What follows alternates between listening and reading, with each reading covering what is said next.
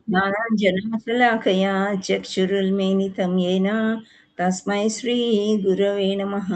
श्रीचैतन्यमनोभीष्टं स्थापितं येन भूतले स्वयं रूपः कदा मह्यं ददाति स्वपदान्तिकं।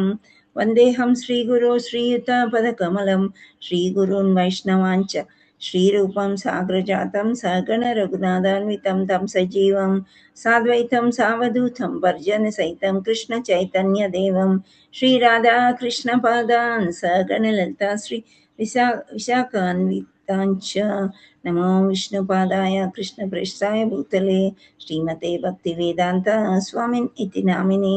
नमस्ते सारस्वते देवी गौरवाणी प्रचारिणे निर्विशेष शून्यवादी पाश्चात्यदेशतारिणे नमो महावदन्याय कृष्णप्रेमप्रदायते कृष्णाय कृष्णचैतन्यनाम्ने गौरद्विषे नमः। हे कृष्णा करुणा सिन्धो दीनबन्धो जगत्पते गोपेश गोपिका कान्त राधा कान्त नमस्तुते तप्तकाञ्चन गौराङ्गी राधे वृन्दावनेश्वरी वृषभानुसुते देवी प्रणमामि हरिप्रिये वाञ्छाकल्पतरुभ्यश्च कृपा सिन्धुभ्य एव च पतितानां पावनेभ्यो वैष्णवेभ्यो नमो नमः। श्रीकृष्ण चैतन्य प्रभु नित्यानन्द श्री अद्वैत गदाधर श्रीवासादि गौरभक्तवृन्द हरे कृष्णा कृष्णा कृष्णा हरे हरे हरे राम राम राम हरे हरे। जय जय श्री चैतन्य जय नित्यानंद जय अद्वैत चंद्र जय गौर भक्त वृंद जय जय श्री चैतन्य जय नित्यानंद जय अद्वैत चंद्र जय गौर भक्त वृंद जय जय श्री चैतन्य जय नित्यानंद जय अद्वैत चंद्र जय गौर भक्त वृंद। ॐ नमो भगवते वासुदेवाय। ॐ नमो भगवते वासुदेवाय। ॐ नमो भगवते वासुदेवाय। Hallelujah. मुखं करोति वाचालं भङ्गुं लङ्घयति गिरिं यत्कृपातमहं वन्दे श्रीगुरुं दीनतारिणं परमानन्दमाधवं श्रीचैतन्य ईश्वरम्। नमो विष्णुपादाय कृष्णप्रेष्ठाय भूतले श्रीमते जयप्रकाश स्वामी इति नामिने नमाचार्यपदाय नीताय कृपाप्रदाय गौरकथामदय नगरग्रामतारिणे नमो विष्णुपादाय कृष्णप्रेष्ठाय भूतले श्रीमते भक्तिवेदान्त स्वामी इति नामिने नमस्ते सारस्वती देवी गौरवाणी प्रचारिणे निर्विशेष शून्य। Hare Krishna Shri Radhe Radhe. So like every day ప్రతిరోజు కూడా మనం అంకితం చేస్తున్నాము కృష్ణ కృపామూర్తి ఏసీ భక్తి వేదాంత స్వామి ప్రపాదులు అంతర్జాతీయ కృష్ణ చైతన్య సంఘ సంస్థాపకాచార్యులకి జై. సో గురుగారికి అంకితం చేస్తూ శ్రీ శ్రీ శ్రీ రాధా మదన్ మోహన్ కి జై, జగన్నాథ్ బల్దేవ్ సుభద్రమాయి కి జై, చైతన్య నితాయ్ గౌర్ ప్రేమానందే హరి హరి బోల్. హరే కృష్ణ. हरे कृष्ण माताजी। హరే కృష్ణ. हरे దండవత్. कृष्ण माताजी दंडवत प्रणाम। అందరు మాతాజీలకి అండ్ हरे ప్రభుజీ कृष्ण माताजी दंडवत प्रणाम। And thank you for joining. Okay, so Hare Krishna माताजी दंडवत प्रणाम। హరే కృష్ణ. భగవద్గీత అధ్యాయం 15 పురుషోత్తమ యోగం. ఎవరు పురుషోత్తములు అంటే देवादि దేవుడు శ్రీకృష్ణ భగవాన్ ఆదిదేవుడు శ్రీకృష్ణ భగవానుడు పురుషులలో ఉత్తముడు, పురుషోత్తముడు. సో మనం 3 మోడ్స్ అనేది ఇంతకుముందు ముగించుకున్నాము. ఆ విషయాల గురించి ఎవరికైనా ఏమైనా గుర్తున్న వాళ్ళు హ్యాండ్ రేస్ చేయండి. జస్ట్ హ్యాండ్ రేస్ చాలు, నేను అడుగుతాను వాళ్ళు చెప్తారు. Hand races. 14వ అధ్యాయం గురించి ఏమైనా గుర్తున్న వాళ్ళు హ్యాండ్ రేస్ చేయండి. తేజశ్రీ చెప్పండి 2 పాయింట్స్. హరే కృష్ణ మాతాజీ, ప్రకృతి త్రిగుణముల గురించి చెప్పారు మాతాజీ. Very nice. త్రిగుణాల పేర్లు ఏమైనా వచ్చా మీకు? తమో గుణం, రజోగుణం, సత్వగుణం. హరి బోల్ మాతాజీ. Thank you. హరే కృష్ణ. హరే కృష్ణ. హరే కృష్ణ మాతాజీ ధన్యవాదాలు. ధన్యవాద ప్రణామ్.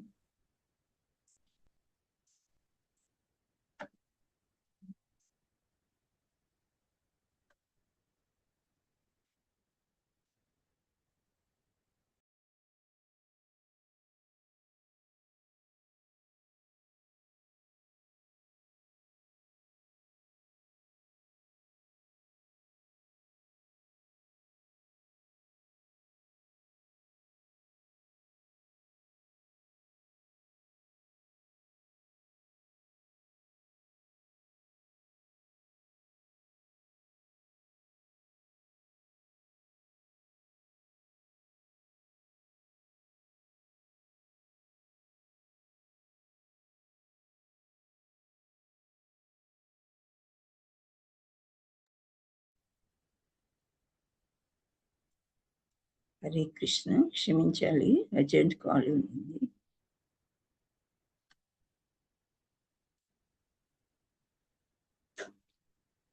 సో ఇక్కడ మనము త్రిగుణాల గురించి తెలుసుకున్నాము. ఆ త్రిగుణాలు మనని ఏ విధంగా వలలో వేసుకుంటాయి, మనకి భక్తిని ఎలా దూరం చేస్తూ ఉంటాయి, ఆ గుణాల గురించి మనం తెలుసుకున్నాము. సో ఇక్కడ మనము ఇవన్నీ తెలుసుకున్న తర్వాత ఈ గుణాలకి అతీతంగా భక్తులు ఉంటారు అని లాస్ట్లో మనకి తెలిసిన విషయం. సో అంతా తెలిసిన తర్వాత ఈ భౌతిక ప్రపంచానికి వద్దు, మన అసలైన ఇంటికి వెళ్ళిపోవాలి అని ఆలోచించుకుంటాం. ఆ సారాంశమే 15వ అధ్యాయం.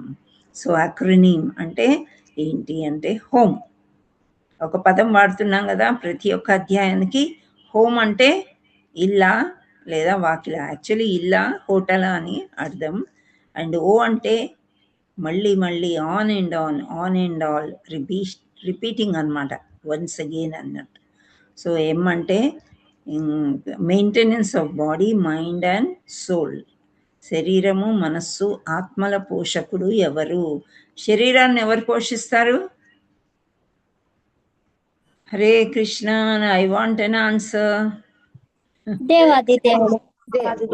అంటే యాక్చువల్లీ మనం ఏమనుకుంటాం, మన శరీరాన్ని మనమే పోషించుకుంటున్నాం అనుకుంటాం కదా, కానీ కరెక్ట్ ఆన్సర్ చెప్పారు మీరు. శరీరాన్ని కూడా భగవంతుడు పోషిస్తున్నాడు. ఏ విధంగా అంటే మనకి చేతులు ఇచ్చాడు, ఆహారాన్ని ఇచ్చాడు, ఆహారం వస్తుంది మన ఇంటికి, వండుకోవడానికి మనకి బలం ఇచ్చి ఆ భగవంతుడికి భోగపెట్టి తింటున్నాం. ఇవన్నీ కూడా భగవంతుడు హెల్ప్ చేస్తున్నానికి భగవంతుడిదే. సో మనస్సు భగవంతుడిదే, ఆత్మ కూడా భగవంతుడిదే. సో వీటన్నిటికీ పోషకుడు భగవంతుడు. హీఈస్ ద మెయింటైనర్ అని అర్థం అనమాట. ఓకే. సో మన ఇల్లుని ఎవరు మెయింటైన్ చేస్తారు సామాన్యంగా? మళ్ళీ ఇక్కడ భగవంతుడు అని కాదు, కొంచెంసేపు భౌతిక లోకానికి కూడా అప్పుడప్పుడు వస్తూ ఉండాలన్నమాట, కంపారిజన్ చేసుకుంటే అర్థం అవడానికి. ఇల్లుని ఎవరు మెయింటైన్ చేస్తారు? యజమాని. ఇంటి యజమాని మాతాజీ. ఇంటి యజమాని. మదరా ఫాదరా? చిన్నపిల్లలకి చెప్పాలంటే ఫాదర్ మాతాజీ. ఇప్పుడు ఎలా ఉంటుందంటే పిల్లలకి ఫాదర్ అని అంటారు, మెయిన్ ఇన్కమ్ ఫాదర్ నుండి వస్తుంది అని ఆలోచన ఉంటుంది. కానీ ఒక్కోసారి మెయిన్ ఇన్కమ్ మదర్ నుండి రావచ్చు. అండ్ ఆ ఫాదర్ ఇన్కమ్ తెచ్చినా he may not be able to maintain. మదరే మొత్తం మెయింటైన్ చేయొచ్చు కదా. మదర్ లేకుండా ఫాదర్ ఒక్కరు మెయింటైన్ చేయలేరు. ఫాదర్ ఒక్కరు మెయింటైన్ చేయరు, కానీ మదర్ ఒక్కరు మెయింటైన్ చేయగలుగుతారు. రైట్. సో భౌతిక ప్రపంచంలో ఈ విధంగా ఉంటాయి.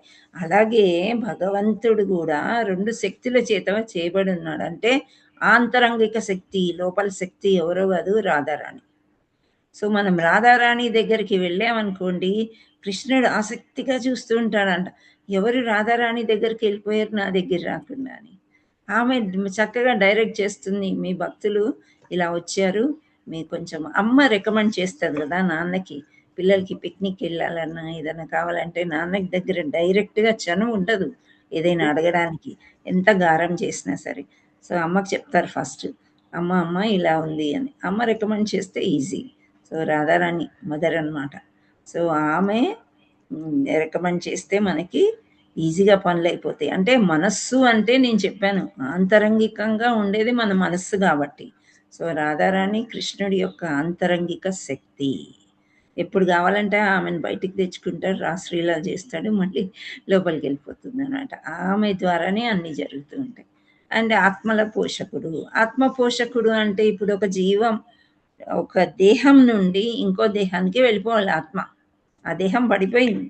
అప్పుడు ఆత్మ వెళ్ళాలి అనంటే ఆ కర్మానుసారంగా ఏ ఆత్మ ఏ దేహానికి వెళ్ళాలి అనేది భగవంతుడు నిర్ణయిస్తాడు. కాబట్టి ఆత్మల పోషకుడు కూడా భగవంతుడు అని చెప్తున్నారు.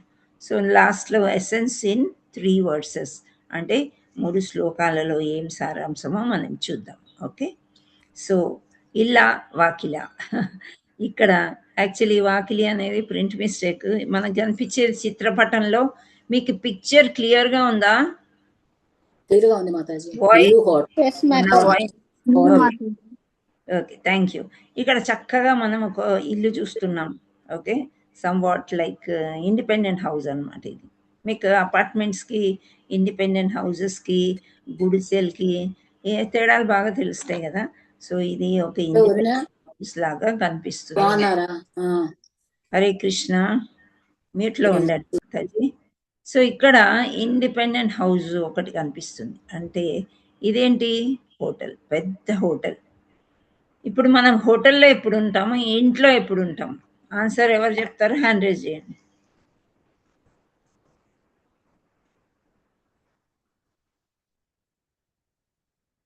సరళ మాతాజీ మీరు చెప్పండి, ఇంట్లో ఎప్పుడు ఉంటాము, హోటల్లో ఎప్పుడు ఉంటాం? ఇల్లు ఎల్లప్పుడూ ఉంటాం మాతాజీ. ఆ, హోటల్ అనేది ఏదో మనకు మనసు బాగాలేదు, లేదా వేరే ప్రాంతాలకు వెళ్ళాము, ఏదో ఎక్కడికైనా వెళ్ళాలి అనిపించినప్పుడు ఆ ఒక్క రోజు అలా.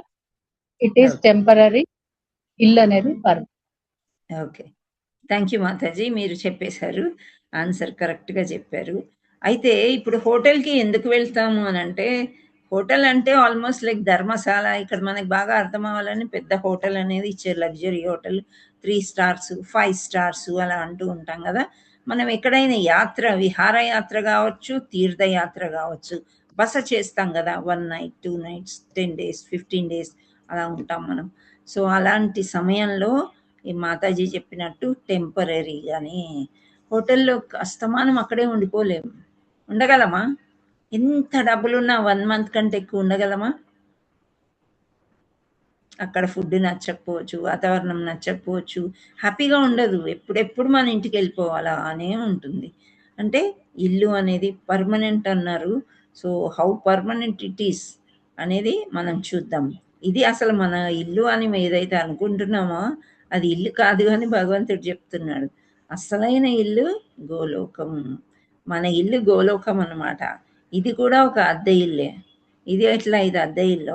మనకి భౌతిక ప్రపంచంలో ఇది పర్మనెంట్ అని మనం అనుకుంటున్నాం. ఓకే, సో ఇది ఎంత పర్మనెంట్ అనేది మనం ముందుకెళ్తే మనకి అర్థమవుతుంది. సో ఇక్కడ శ్రీ భగవాను వాచ ఫస్ట్ శ్లోకము ఎంత కరెక్ట్గా మనకు అర్థమైందంటే ఈ మొత్తం అధ్యాయం అర్థమైనట్లే. ఓకే, ఇక్కడ ఒక నది ఉంది. నీళ్లు కనిపిస్తున్నాయి చిత్రపటంలో. Yes, Mataji. కనిపిస్తుంది. ఓకే, కనిపిస్తుంది మాతాజీ. నీళ్లు ఉన్నాయి, ఒడ్డున చెట్లు ఉన్నాయి, పెద్దవి వృక్షాలు లాంటివి. సో ఈ ఒడ్డుకు ఉన్నాయి కాబట్టి నీళ్ళల్లో వీటి యొక్క షాడో, ప్రతిబింబం కనిపిస్తుంది. అద్దంలో చూసుకుంటే కనిపిస్తుంది కదా. అద్దంలో చూసుకుంటే కుడి ఎడమ, ఎడమ కుడి లాగా కనిపిస్తుంది. దాన్ని మనకు అలవాటు అయిపోయిన తర్వాత నార్మల్గానే ఉంటుంది. కానీ ఇక్కడ ఎలా ఉంది? ఈ ప్రతిబింబం చూసినట్లయితే తల క్రిందులుగా ఉంది. అంటే వేర్లు ఇక్కడ పైకి వచ్చినట్లు, ఇక్కడ కిందకేమో ఆకులు, కొమ్మలు, అన్ని పువ్వులు, కాయలు ఏదైనా కిందకు ఉన్నట్టు, కానీ తల క్రిందులుగా ఉన్నట్టు మనకి కనిపిస్తుంది అన్నమాట. అంటే ఏంటి? మనం ఇక్కడ ఇలా ఉన్న ప్రపంచాన్ని, మంచి ప్రపంచాన్ని ప్రతిదీ తలకిందులుగా చూస్తాము అని అర్థమవుతుంది అన్నమాట. ప్రతిదీ కూడా ఇక్కడ ఏమైందంట, ఈ చెట్టుకి ఇక్కడ ఒక మంచి బంగారు గొలుసు రత్నాలతోని పొదిగి ఉందంట. చాలా మంచి గొలుసు అట్రాక్ట్ అవుతుంది. ఇదే ప్రతిబింబం ఇక్కడ కనిపిస్తుంది కదా. ఒకవేళ గొలుసు మంచిది ఉండుంటే కనిపిస్తుందా లేదా? కనిపిస్తుంది మాతాజీ. కనిపిస్తుంది. ఈ ఒడ్డుకి ఒక అతను వచ్చాడంట. ఒక యోగి కూడా కూర్చుని ఉన్నాడు. ఇక్కడ కనిపించలేదు, నేను చెప్తున్నా ఒక స్టోరీ. సో ఇక్కడ కూర్చుని ఈ నీడలో అంటే ఈ ప్రతిబింబంలో ఆ చైన్ చూశాడు. చాలా వాల్యుబుల్ చైన్ అన్నమాట, నెక్లెస్. అప్పుడు ఏం చేశాడంటే ఇంకా దిగాడు నీళ్ళల్లోకి. ఒకటే స్విమ్ చేస్తున్నాడు ఈ కొమ్మను రీచ్ అవ్వడానికి. మళ్ళీ నీళ్ళన్నీ కదిలిపోయినప్పుడు అది ఎక్కడుంది కనిపించట్లేదు. దిగుతున్నాడు, స్విమ్ చేస్తున్నాడు. అక్కడ ఒక యోగి కూర్చొని ఉన్నాడు కదా, ఆయన చెప్తున్నాడు అంటే, ఓరి పిచ్చోడా, ఇక్కడ ఉన్నాయి చెట్లు, ఆ చెట్టు పైకి ఎక్కితే నీకు ఆ నెక్లెస్ అనేది దొరుకుతుంది. నువ్వు తలక్రిందులుగా చూసి ఇక్కడ వెతుకుతున్నావు అంటే ఇక్కడ అర్థమైంది ఏంటి అంటే, అప్పుడు అతనికి అర్థమవుతుంది, ఓహో ఇట్లా తలెత్తి చూస్తాడనమాట. ఈ వృక్షం ఇక్కడుందా నెక్లెస్, ఇది ఈజీ, దాన్ని వదిలేసి మనం టఫ్ది ఎన్నుకుంటాం అనమాట. అది భగవంతుడు ఈజీగానే దొరుకుతాడు మనకి. కరెక్ట్ ప్రొసీజర్లో వెళ్తే మనశ్శాంతి ఉంటుంది, హాయితనం, ఎంతో సంతోషం ఉంటుంది. ఎందుకు అనంటే మన ఆత్మకు కావాలి అది, భగవంతుడు కావాలి మన ఆత్మకి, ఇంకా వేరే ఏమీ వద్దు. కానీ మనం అన్ని తలక్రిందులుగా చేసి చూసి సంతోషాన్ని ఇక్కడ వెతుక్కుంటున్నాం, అది దొరకదు అనుకుంటాం మనం. ఏముంది, డబ్బు సంపాదించుకుంటే, డబ్బు లేనిది, డబ్బుతో ఏదైనా కొనవచ్చు. కొండ మీద కోతినైనా, కోతి వచ్చి ఆ డబ్బంతా నాశనం చేస్తుంది. ఆ సామెతలు ఎవరైతే చేశారో కొన్ని తప్పులు ఉంటాయండి. డబ్బు వస్తే ప్రాబ్లమ్స్ వస్తాయి. సో అలా ఈ విధంగా ఉంటుందన్నమాట. పురుషోత్తముడగు శ్రీకృష్ణ భగవానుడు పలికెను. శ్రీ భగవాను వాచ వేళ్ళు ఊర్ధ్వమగును, శాఖలు క్రిందగను, వేదబుక్కులు ఆకులుగాను కలిగిన శాశ్వతమైన అస్వస్థ వృక్షం ఒకటి కలదని చెప్పబడును. ఆ వృక్షము నెరిగిన వాడు వేదములు నెరిగిన వాడు. సో ఇప్పుడు ఈ వృక్షం ఇక్కడ ఉందండి. మనము గుడికి వెళ్తే ఒక్కొక్కసారి గుళ్ళో ఒక పవిత్రమైన చెట్టు ఉంటుంది, ఆ చెట్టు చుట్టూ తిరుగుతాము. ఆ తర్వాత దారాలు కడతారు కళ్యాణం అవ్వాలంటే, ఆ తర్వాత పిల్లలు పుట్టాలంటే చాలా పాలు పోస్తారు. ప్రొద్దున లేస్తే 21 రోజులు నీళ్లు పోయాలంటారు. ఆ చెట్టు పేరు చెప్పండి. రావి చెట్టు మాతాజీ. రావి చెట్టు మాతాజీ. అశ్వత్థ వృక్షం మాతాజీ. వృక్షం, దాని మీద విష్ణుమూర్తి ఉంటాడు అని చెప్తారు. ఏదో ఒక చిన్న రీజన్ తోని మనం చెయ్యమండి. అయితే ఈ అశ్వత్థ వృక్షం ఎట్లాంటిది అనంటే, శాఖలు క్రిందగా అంటే వేద బుక్కులే ఆకులు, వేదాలు అన్నమాట. ఆ పుస్తకంలో ఏవైతే ఉన్నాయో ఆ వేదాలన్నీ శాశ్వతంగా ఆకులుగా ఆ వృక్షానికి వచ్చాయంట. అంటే వేదాలు చదివితేనే కదా మనకి భగవంతుడి గురించి తెలిసేది. వేళ్ళు ఊర్ధ్వముగాను, శాఖలు కిందగాను, వేదబుక్కులే ఆకులుగాను కలిగిన శాశ్వతమైన అస్వస్థ వృక్షం ఒకటి కలదని చెప్పబడును. ఆ వృక్షం నెరిగిన వాడు వేదములను ఎరిగిన వాడు. సో ఈ వృక్షం చుట్టూ మనము పంతులు గారు చెప్పారని వెళ్ళడం కాదు, వృక్షాన్ని అర్థం చేసుకోవాలి మనము. ఆ వృక్షం యొక్క శాఖలేంటి, అవన్నీ కూడా వేదాలు. ఇన్ని వేదాలు చదవాలంటే మన వల్ల అవుతుందా చెప్పండి? ఎన్ని ఆకులు ఉంటాయండి చెట్టుకి? చాలా ఉంటాయి. ఆ చెట్టు కింద ఆ రాగి ఆకులు పడి ఉంటేనే అదే తీసి ఇంత చక్కెర ప్రసాదం పెడతాం, అక్కడ చక్కెర వేస్తాము, చీమలు వచ్చి తింటాయని. సో ఈ రకంగా మనము వృక్షం గురించి, ఆ వేదాలన్నీ ఎవరో కాదు, మహానుభావుడు భగవంతుడు శ్రీకృష్ణ పరమాత్ముడు అని తెలుసుకున్న వాళ్ళు, ఆ వృక్షాన్ని తెలుసుకున్న వాళ్ళు వేదాలని తెలుసుకున్నట్టే అని చెప్తున్నారు. అంటే ఇప్పుడు యోగికి తెలిసింది, అందుచేత పైనకు వెళ్ళు నాయన, కిందకు వెళ్ళకూడదు. మనము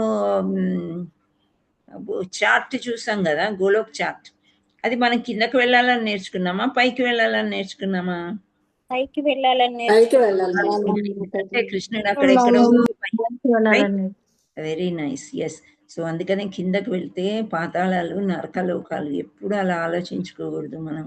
ఎప్పుడైనా అట్లీస్ట్ భువర్లోకం అంటే ఇక్కడ మనకి వేరే జన్మ వచ్చినా మనిషిలాగా పుట్టాలి, అంత పుణ్య కర్మలు ఇప్పుడు చెయ్యాలన్నమాట.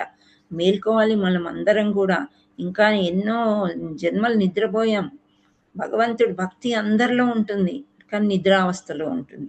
ఆ నిద్రావస్థ నుంచి వెలికి తీయాలి అన్నమాట. ఓకే, ఊర్ధ్వమూలం అదస్యాకం అస్వస్థం ప్రాహురవ్యయం ఛందాంసి యస్య పర్ణాని యస్తం వేద స వేదవేత్.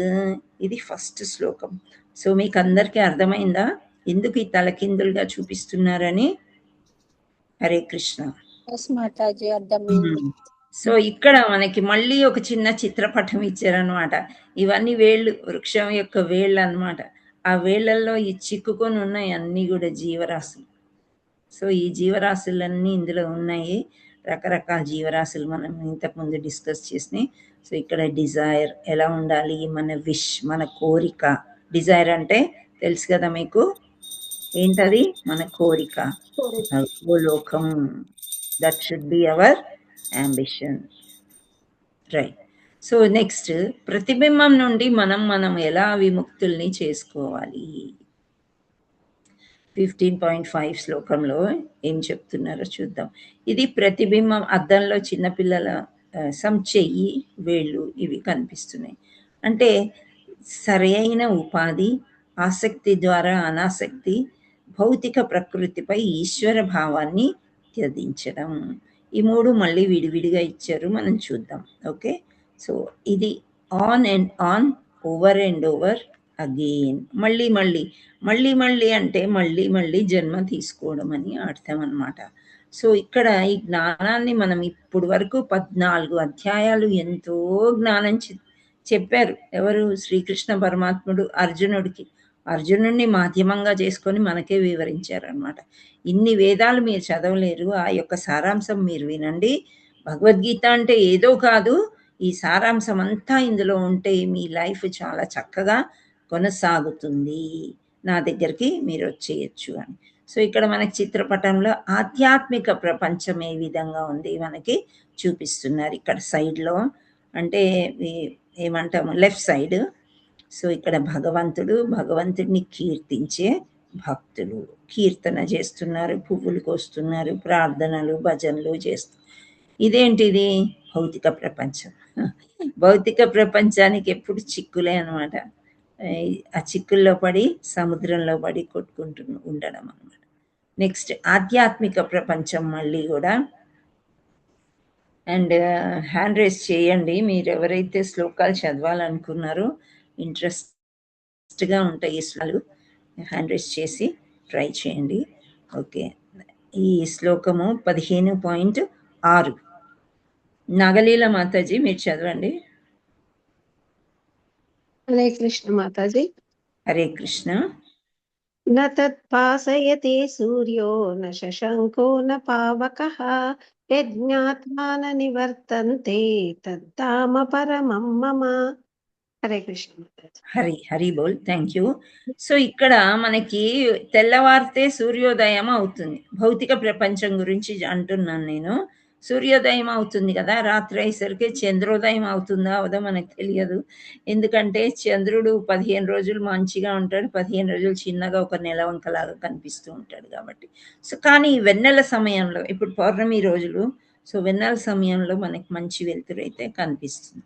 సో భౌతిక ప్రపంచం, సూర్యుడు లేకుండా మనము ఉండలేము.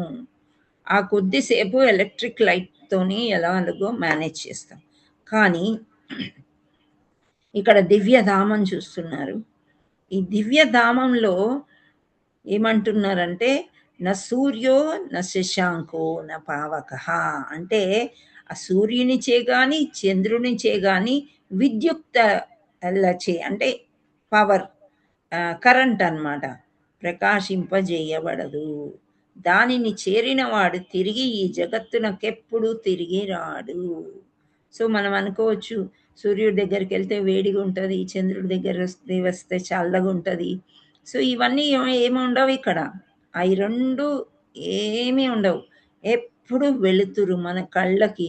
అంటే మనకు వచ్చేదే ఇక్కడికి ఆధ్యాత్మిక ప్రపంచానికి. ఒకవేళ మనం వెళ్తే మన శరీరం కూడా దానికి తగ్గట్టుగానే ఉంటుంది.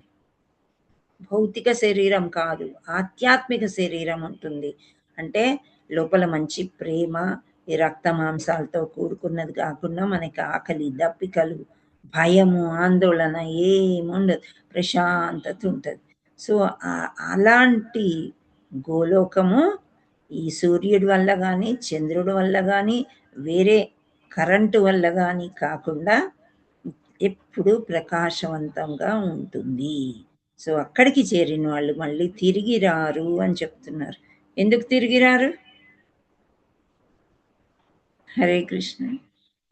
ఇప్పుడు భగవంతుని చెప్పండి. భగవంతుని దగ్గర చేరుకుంటారు మాతాజీ. భగవంతుడి దగ్గరే ఉన్నారు అక్కడ గోలోకంలో, ఎందుకు తిరిగి రారు అని అడిగాను. అక్కడే శాశ్వత అక్కడే ఆనందం సేవ ఉంటుంది చేసుకుంటారా? మాతాజీ. భగవంతుని అక్కడికి సేవ వెళ్ళాలంటే ముక్తిని పొందడము, ఇక్కడేవో పుణ్యకార్యాలు చేసి భగవంతుడితో కనెక్షన్ పెట్టుకుని అక్కడే ఉంటారు. కానీ ఇక్కడ 7వ దాంట్లో ఏం చెప్తున్నారు భగవంతుడు అంటే, నా లోకానికి వస్తే మళ్ళీ తిరిగి రారు అని అన్నారు 6వ దాంట్లో. 7వ దాంట్లో ఏం చెప్తున్నారు? మమైవాంశో జీవలోకే జీవభూత సనాతన మనశ్శష్టాని ఇంద్రియాణి ప్రకృతిస్థాని కర్షతి. అంటే ఈ బద్ధ భౌతిక జగమందలి జీవులందరూ నా శాశ్వత అంశాలు.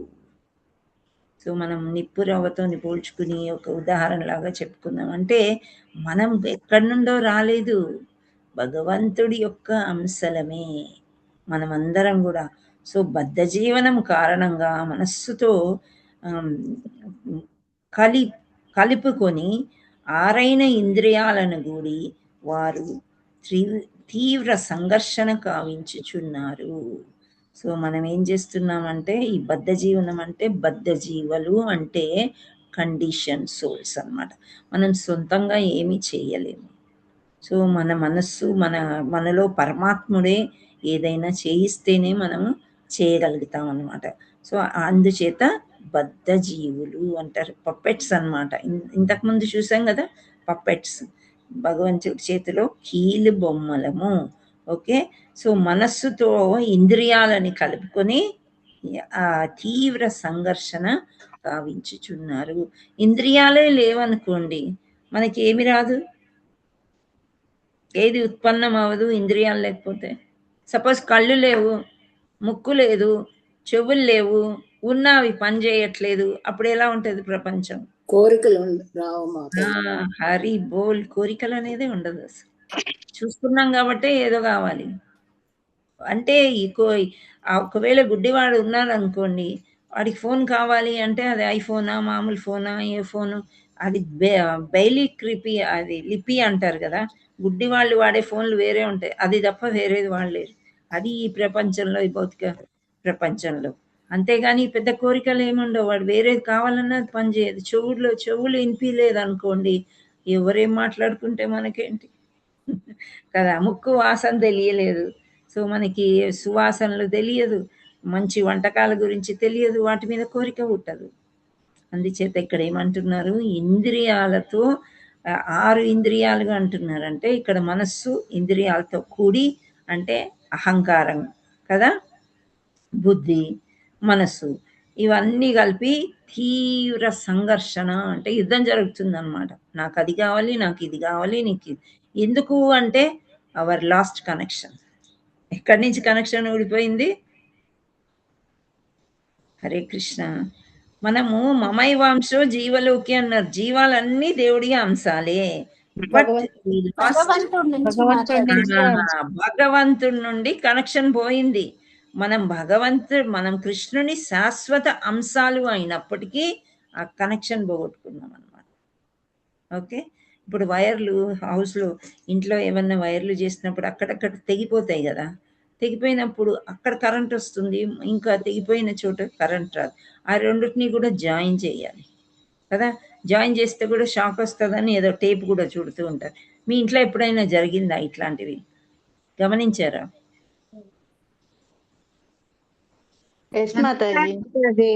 అవి జరుగుతూ ఉంటాయి అట్లాంటివి. సో మనము అంశాలము, ఎవరి అంశాలు? భగవంతుడి యొక్క అంశ అయినప్పటికీ కూడా మనము ఆ కనెక్షన్ని పోగొట్టుకున్నాం అన్నమాట. అంటే ఏంటిది? భౌతిక అస్తిత్వము అని అంటున్నారు. వాయువు గంధాన్ని మోసుకొని పోవునట్లు, వాయువు గంధాన్ని మోసుకొని పోతుందంట. ఇప్పుడు ఒక ఇంట్లో స్ప్రే కొట్టారు, ఒక రూమ్ లో, ఇల్లంతా వాసన వస్తుందా? మనం సెంట్ కొట్టుకుని వెళ్తాం గుడికో ఇంకెక్కడికన్నా. ఓకే, సో కొద్ది దూరం దాకా మంచి వాసన వస్తూ ఉంటది కదా, వస్తుందా రాదా? వస్తది మాతాజీ. ఎక్కడి నుండి వస్తుంది వస్తది అంటే మాతాజీ. కనిపించదు, ఊరికే మనం యూ కెన్ స్మెల్ ఇట్. అంటే వాయు గంధాన్ని మోసుకొని పోయినట్లు జీవుడు భౌతిక జగమున విభిన్నములైన తన భౌతిక భావ సంస్కారములను ఒకే దేహం నుండి వేరొక దేహానికి కొనిపోవచ్చుండును.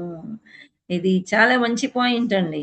ఇప్పుడు ఒక దేహంలో ఉన్నాం మనం. ఇప్పుడు నేను పరిపూర్ణ పద్మావతి దేవి దాసి. దేహం చాలించిన తర్వాత కూడా కొన్ని మిగిలిపోయిన కోరికలు అట్లే ఉంటాయి. ఎక్కడ ఉంటాయి ఇవి? మనస్సు, బుద్ధి, అహంకారము మనకి ఆత్మ చుట్టూ అట్లే ఉంటుంది. ఆత్మతోనే వేరే దేహానికి వెళ్తుంది. సో జడభరత్ స్టోరీ చెప్పుకున్నాం కదా మనం, డియర్ స్టోరీ, జింకది గుర్తుందా? అర్థమైంది.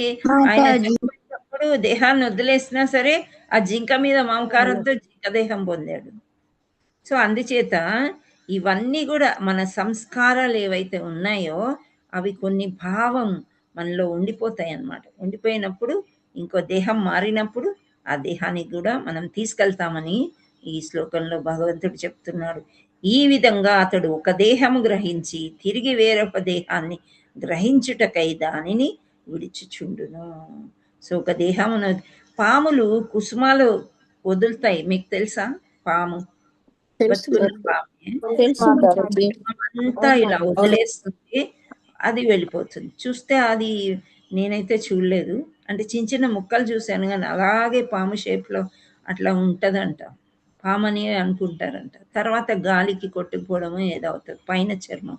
సో అలా మనం కూడా మన దేహాన్ని వదిలేసినప్పుడు ఇంకో దేహంలో ప్రవేశించినప్పుడు, అంటే on and on, on and on, again and again, ఇది చర్చించుకుంటున్నాం. ఓ అనేది మనకేంటి ఇప్పుడు హోమ్ కదా, హెచ్ అయిపోయింది. హెచ్ అంటే మన పర్మనెంట్ హౌస్ అనేది గోలోకం అని తెలుసుకున్నాము.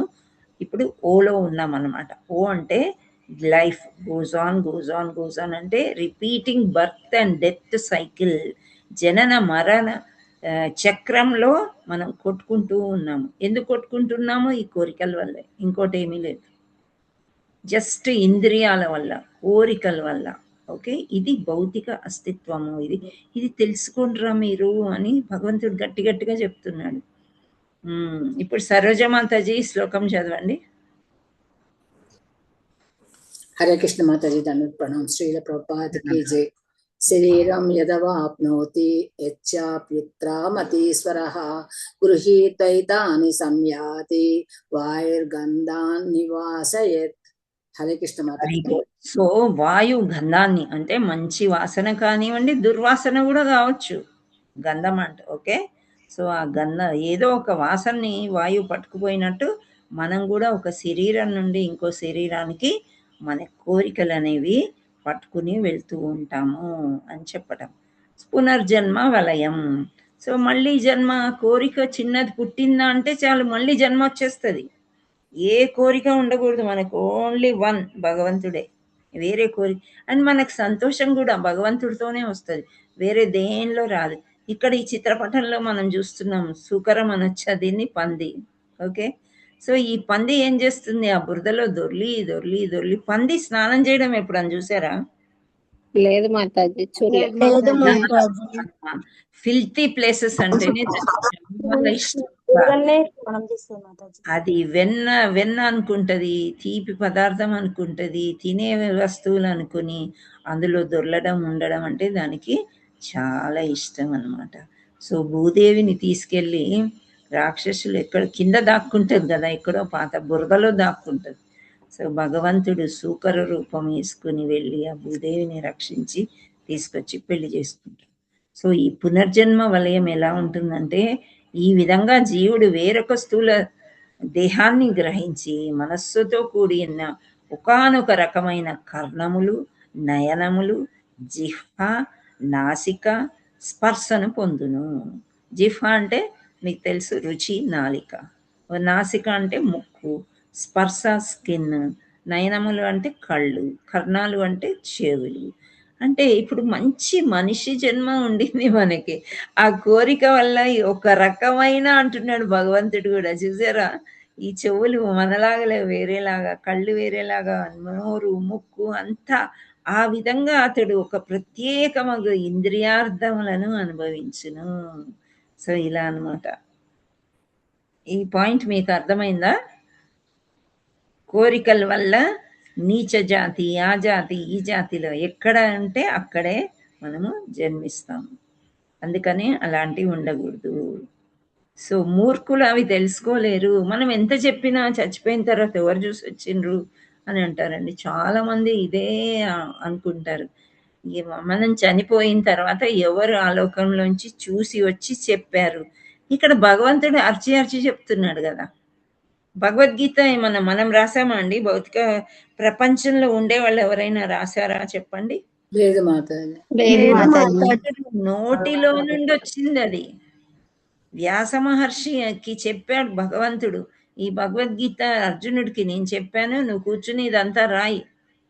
ఆ రాసిన దాన్ని పోతనామాచులు వాళ్ళు వీళ్ళు ఇంకా తెలుగు కవులు ఎవరెవరో రాశారు, తీశారు. ఇప్పుడు మనం ఉండేది ఇస్కాన్లో కాబట్టి శ్రీల ప్రభుపాదుల వారు పర్పట్ అంటూ భాష్యం అంటూ ఇచ్చి ఒక్కొక్కటి వర్ణించి మనకి ఇంత వివరంగా చెప్పారనమాట. ఆయనే లేకపోతే ఇంత మంచి క్లాసెస్ ఇక్కడ మనకు ఉండేవి కాదనమాట. సో మూర్ఖులు అవి తెలుసుకోలేరు. జీవుడు తన దేహాన్ని ఏ విధంగా విడిచిపెడతాడో ప్రకృతి గుణ ప్రభావంలో ఏ రకమైన దేహాన్ని అతడు అనుభవిస్తాడో మూర్ఖులు తెలుసుకోలేరు. కానీ జ్ఞాన శిక్షణ పొందిన నేత్రాలు కలిగిన వాడు ఇదంతా చూడగలడు. ఇక్కడ ఎందుకని మనకి కార్, ఇప్పుడు దారిలో కార్ డ్రైవింగ్ తెలిసిన వాడు తప్పకుండా మెకానిజం కూడా తెలుసుకోవాలి అని అంటారు. ఫర్ ఎగ్జాంపుల్ ఒక డాక్టర్ ఉన్నారండి, ఆ డాక్టర్కి ఇంజెక్షన్ చేయడం రాదనుకోండి, ఆల్వేస్ డిపెండింగ్ ఆన్ నర్స్. అప్పుడు ఆమె సరిగ్గా మంచి డాక్టరేనా చెప్పండి? ఫస్ట్ ఆయమ్మ ఏమేం పని చేయాలి ఆమెకు తెలిసి ఉండాలి. హాస్పిటల్లో ఆమె ఎట్లా క్లీన్ చేస్తుంది, ఏంటి ప్రాపర్గా క్లీన్ చేస్తుంది, ఆ పనులన్నీ తెలిసి ఉండాలి. ఆ తర్వాత నర్స్ అమ్మ ఏం చేస్తుంది, ఇంజెక్షన్స్ ఇస్తుంది, గాయాలైతే మంచిగా తుడిచి మందు వేసి కట్టడం, ఇవన్నీ కూడా డాక్టర్కి తెలిసి ఉండాలి. ఆ సమయానికి వాళ్ళు లేకపోతే ఈమె చెయ్యవలసి వస్తే చెయ్యాలన్నమాట. సో అలా ఇక్కడ ఈ కార్ నడిపే అతనికి ఏదో ప్రాబ్లం వచ్చినప్పుడు ఈ చిన్న చిన్న రిపేర్లను చేసుకుంటేనే ముందుకు వెళ్ళగలుగుతాం. లేకపోతే అక్కడే మెకానిక్ కోసము ఎక్కడి నుంచి వస్తారండి ఊర్లు మనము ఒక్కోసారి ఒక ఊరు నుండి ఒక ఊరికి వెళ్ళినప్పుడు మెకానిక్స్ దొరకడం చాలా కష్టం. అక్కడ ఆగిపోవాల్సి వస్తుంది 1.5 2 hours. అదే అతనికి తెలుసు అనుకోండి, అప్పుడు చేసుకోగలుగుతాడు. ఎందుకు ఇది రిలేట్ చేశారు ఇక్కడ భౌతిక ప్రపంచంలోది అంటే ఏమంటున్నారు, భగవంతుడు గురించి తెలుసుకున్న వాళ్ళు జ్ఞాన చక్షువులతో చూడగలుగుతారు. వాళ్ళకి అర్థమవుతుంది, అయ్యో నా లైఫ్ ఇలా ఎందుకుంది, అవును కరెక్టే, నేను పూర్వజన్మలో ఇది చేసి ఉంటాను, అందుకే నాకు ఈ జీవితం వచ్చింది, మళ్ళీ జన్మ వద్దురా బాబు, నేను ఇప్పుడైనా భగవంతుడు సేవ చేసుకుంటాను. మనం గుడికి వెళ్తే ఎట్లా ఉండాలంటే మన భక్తి ప్రతి ఒక్కళ్ళు మనకు తెలిసి ఉండాలండి. అక్కడ హరే కృష్ణ హరే కృష్ణ ఎప్పుడు మనకి ప్రతి ఒక్కరు తెలిసి ఉంటారు. ఈ సెక్యూరిటీ గార్డ్స్ కానీ, సేవా ఆఫీస్ మనుషులు కానీ, ప్రసాదం పెట్టేవాళ్ళు కానీ, గోసేవ దగ్గర ఉండేవాళ్ళు కానీ, ఆర్తి పళ్ళం అర్చన చేసే పంతులు గారులు, వీళ్ళందరూ ఎప్పుడు తరచూ వెళ్తుంటే మనకి అర్థమవుతారు వాళ్ళు ఎవరు అని. సో మనకేంటి, మన ఇంటికి పోయిన ఫీలింగ్ అనమాట. గుడికి వెళ్ళామంటే మన సొంత ఇంటికి వెళ్ళినట్టు అన్నమాట. అంత మంచి ఫీలింగ్ వస్తుంది. మీరు ట్రై చేయండి ఇలాగా. ఓకే, ఏదో వెళ్ళామా, దండం పెట్టుకున్నామా, అక్కడి నుంచి ట్యాంక్ బండ్ వెళ్ళి అక్కడ ఐస్ క్రీమ్ తిని ఇంటికి పోదాం, అవన్నీ చేయకండి. చక్కగా ఐస్ క్రీమ్ కావాలంటే గోవిందాస్లో కూడా దొరుకుతుంది. ఒక్కసారి ఇస్కాన్ వెళ్ళిరండి, మీకు అనుభూతి తెలుస్తుంది. ఓకే, సో అలా జ్ఞాన శిక్షణ పొందిన వాళ్ళు అలాంటి నేత్రాలు, అంటే మన మామూలు కళ్ళతో చూడమన్నమాట. అలా ఇప్పుడు ఈ అబ్బాయి అంటే ఈ ప్రభుజీ ఈ మెకానిక్ ఈ కార్లో అది ఏమైంది అని అతనికే తెలుస్తుంది. సో అట్లే ఇక్కడ జ్ఞాన శిక్షణ పొందిన వాళ్ళు నేత్రాలు కలిగినది ఇదంతా చూడగలుగుతారు. సో మనం కూడా నిన్న నేర్చుకున్నాము 14వ అధ్యాయంలో జ్ఞానం వచ్చిన తర్వాత ఎలా ఉండాలి, భగవంతుడి దగ్గరికి ఏ విధంగా మనము అభ్యాసము చేసి చేయగలము అనేది. ఇది అర్థమైందా? మూర్ఖులు తెలుసుకోలేరు అంటున్నారు. నిజమే.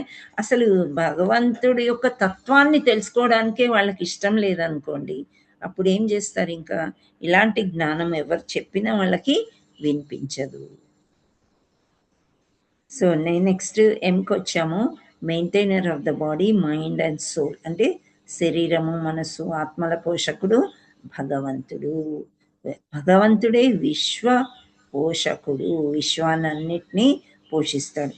చాలా విశ్వాలు ఉన్నాయా? ఒకటే విశ్వం ఉందా? చాలా విషయాలు ఉన్నాయి మాతాజీ. ఒక సాయి విష్ణువు ఎన్నో విశ్వాల్ని సృష్టిస్తూనే ఉంటారు, మళ్ళా విలయం చెందుతూనే ఉంటాయి. సో మనం ఒక విశ్వంలో ఉన్నాము. ఆ విశ్వ పోషకుడు ఎవరు అని, సమస్త జగమందలి అంధకారాన్ని నశింపజేయు సూర్యుని తేజస్సు నా నుండియే ఉద్భవించుచున్నది. మనము ఈ పాయింట్, సూర్యుడు నుండే ఉద్భవించేది వెలుతురు అని భగవంతుడు ఇంకొక అధ్యాయంలో కూడా చెప్పాడు. మీకు ఏమైనా గుర్తుందా? హరే కృష్ణ. విశ్వరూపం చూసినప్పుడు కళ్ళు ఏమని చెప్పాడు భగవంతుడు? సూర్యుడు చంద్రుడు అని చెప్పాడు. వేయి సూర్యులు ఉదయించి అదేనా మాతాజీ? లేదమ్మా, సూర్యుని తేజస్సు అంటే ఒక కన్ను సూర్యుడు, ఒక కన్ను చంద్రుడు.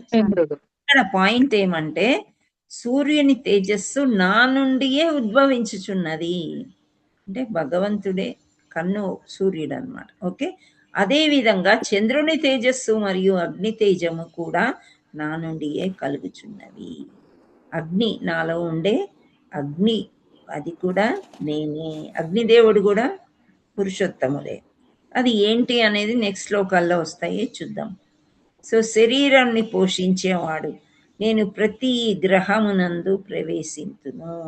ఇప్పుడు గ్రహ శాంతి అని చేస్తారు కదా. ఈ గ్రహం బాగోలేదు అందుకే పెళ్ళి అవ్వట్లేదు, ఈ గ్రహం బాగోలేదు అందుకే ఈ జబ్బులు వస్తున్నాయి, ఈ గ్రహం. సో అన్ని గ్రహాలు కృష్ణుడి దగ్గరే ఉన్నాయని ఇప్పుడు కృష్ణుడు ఎంత బాగా చెప్తున్నాను మనకి. నేను ప్రతి గ్రహమందు ప్రవేశింతును, నా శక్తి చేతని అవి తమ కక్ష్యందు నిలిచి ఉన్నవి. నేనే చంద్రుడునై సర్వ ఔషధులకు జీవన రసాన్ని సమకూరుస్తున్నాను. సో ఇంతకుముందు మనం చెప్పుకున్నది ఏంటంటే కూరగాయలకి, పళ్ళకి ఒక రసం ఆస్వాదిస్తున్నప్పుడు, సో ఆ రసం అనేది ఇప్పుడు వంకాయలో ఒక రుచి ఉంటుంది, టొమాటోలో ఒక రుచి ఉంటుంది, మామిడిలో ఒక రుచి ఉంటే సపోటా ఒక రుచి ఉంటుంది. ఇవన్నీ డిఫరెంట్గా ఉన్నాయా? అన్నీ ఒకేలాగా ఉన్నాయా? డిఫరెంట్ గా ఉన్నాయి ఉంటాయి ఆ రసాలు. ఇవన్నీ కాయ ఎలా వస్తుంది? ఇప్పుడు ముందు స్లైడ్లో మీకు ఆహారం ఎలా తయారవుతుందో నేను చెప్తాను.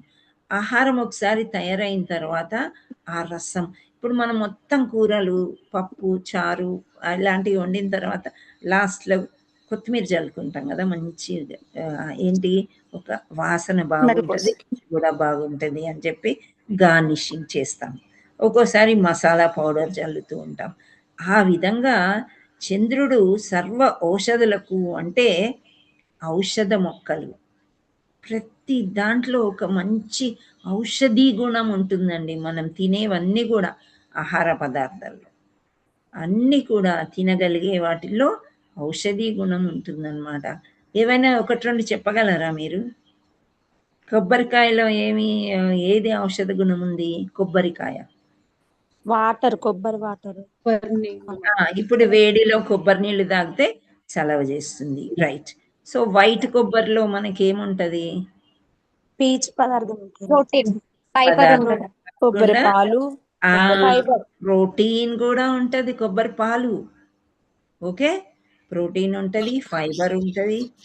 సో ఇవన్నీ కూడా మనకి రుచితో పాటు పోషకం కూడా వస్తుంది. ఓకే, లవంగాలు, పట్ట ఇవి వాడతామా మనము మసాలా దినుసులు? Very good. సో వీటిల్లో కొంచెం ఔషధి గుణం ఉంటుంది కదా, దగ్గు వస్తే లవంగం గుర్తొస్తుంది, అజీర్తి చేస్తే ఇలాచి వామ వామ వామ. సో ఇవన్నీ ఎక్కడి నుండి వచ్చినాయి? చెట్టు నుండే వచ్చినాయి. సో ఈ ఔషధి గుణాలన్నీ ఈ రకంగా ఈ సువాసన రావడానికి, ఔషధంలాగా మనకి పని చేయడానికి చంద్రుడు అలాగా ఉన్నాడు కృష్ణుడు. సో ఆ చంద్రుడు అవి ఇస్తున్నాడు. ఆ శక్తినంతా కూడా సూర్యుడు ఉపయోగించి ఆహారాన్ని తయారు చేస్తున్నాడు. సో ఈ శ్లోకం ఎవరు చదువుతారంటే సబితా మాతాజీ, మీరు చదవండి. విశ్వచభూతాని భూతాని ధారయామ్యహమోజస పూష్ణామి సర్వః సోమో భూత్వా రసాత్మకః. హరి బోల్. చాలా బాగా చదివారు కానీ వాల్యూమ్ చాలా చిన్నగా ఉంది. నెక్స్ట్ టైం కొంచెం వాల్యూమ్ ఫోన్ లో ఏమో ప్రాబ్లం ఉంది మాతాజీ, సారీ. పర్వాలేదు, ఓకే, ఇట్స్ ఓకే, అర్థమైంది.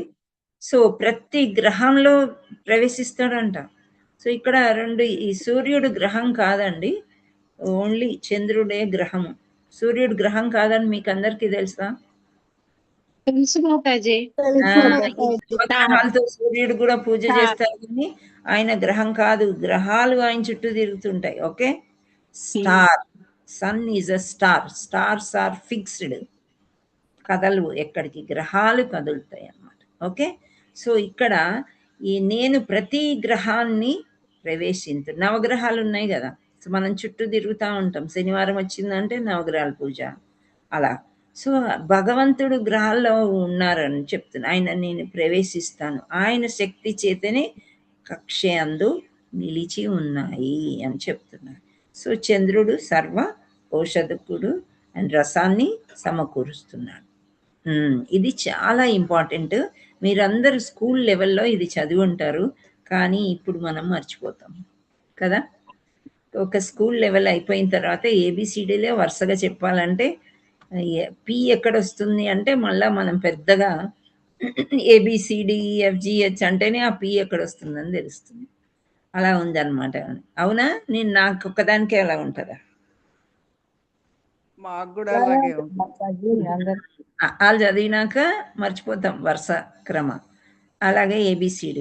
So water cycle and carbon cycle అనేది ఇక్కడ రెండు ఇచ్చారండి. ఎలా అంటే ప్రకృతిలో భగవంతుడు పోషించేదాన్ని మనం విజ్ఞాన శాస్త్రంలో సైన్స్లో పెట్టేసి బుక్స్లో ఇవి మనిషే కనుగొన్నాడు అనేది చదివిస్తాం పిల్లల చేత. ఓకే, సో ఈ కానీ ఇదంతా ప్రకృతిలో సహజంగానే భగవంతుడు చేసి ఉన్నాడని శ్రీకృష్ణ పరమాత్ముడు భగవద్గీతలో చెప్తున్నాడు. చూడండి, భగవద్గీత చదివితే ఈ వాటర్ సైకిల్, కార్బన్ సైకిల్, ఇంక వేరే సైకిల్స్ కూడా వస్తాయి. అవన్నీ పిల్లలకి ఎంత పర్ఫెక్ట్గా వచ్చేస్తే న్యాచురలీ ఫస్ట్ ఇన్ ర్యాంక్ వస్తారు కదా, ఇంకా మళ్ళీ చదవక్కర్లేదు స్కూల్ బుక్స్. సో ఫస్ట్ మనం ఇదేంటి వాటర్ సైకిల్ చూద్దాం. అంటే వర్షం ఎక్కడి నుండి వస్తుంది? నీరు లేకుండా మనం బ్రతకగలమా? నీరు లేకుండా బ్రతకగలమా? ఎక్కడి నుండి వస్తుంది ఇది మనం చూద్దాం. ఓకే, సో ఇక్కడ కలెక్షన్ అంటే మనం మామూలుగా నీరు చూసేది కుంటలు వాటిల్లో చూస్తాం కదా, లేక్స్ అంటారు. సో నది అంటే రివర్, అదే రివర్, అవి రివర్స్. కానీ అక్కడక్కడ కొన్ని బావులు తవ్వించి లేక్స్, ఇప్పుడు మన హుసేన్ సాగర్ లేక్ ఉంది కదా, సో అది కలెక్షన్ ఆఫ్ వాటర్, అది న్యాచురల్ ఫ్లోయింగ్ వాటర్ కాదు, దాన్ని మనం నది అని అనమన్నమాట, లేక్స్ అవి. సో అలా ఎక్కడో మొత్తానికి నీరున్న చోటల్లా ఏమవుతుంది అంటే ఎవాపరేషన్ జరుగుతుంది. అంటే ఏమవుతుంది? నీరు గాలిలోనికి వెళుతుంది. వార్తలు చదివేటప్పుడు గాలిలో తేమ అని విన్నారా? గాలిలో తేమ వినలేదా? ఇప్పుడు ఐస్ వాటర్ తీసుకోండి. కదా మనకి ఐస్ వాటర్ తాగాలన్నా, చల్లని పానీయం తాగాలన్నా ఇష్టం. సో ఆ చల్లని నీరు తీసుకొచ్చి టేబుల్ మీద పెడితే ఆ గ్లాస్ మీద అంతా నీరు చేరుతుంది. గమనించారా? ఆ గ్లాస్ కారుతుందా అంటే కారదు.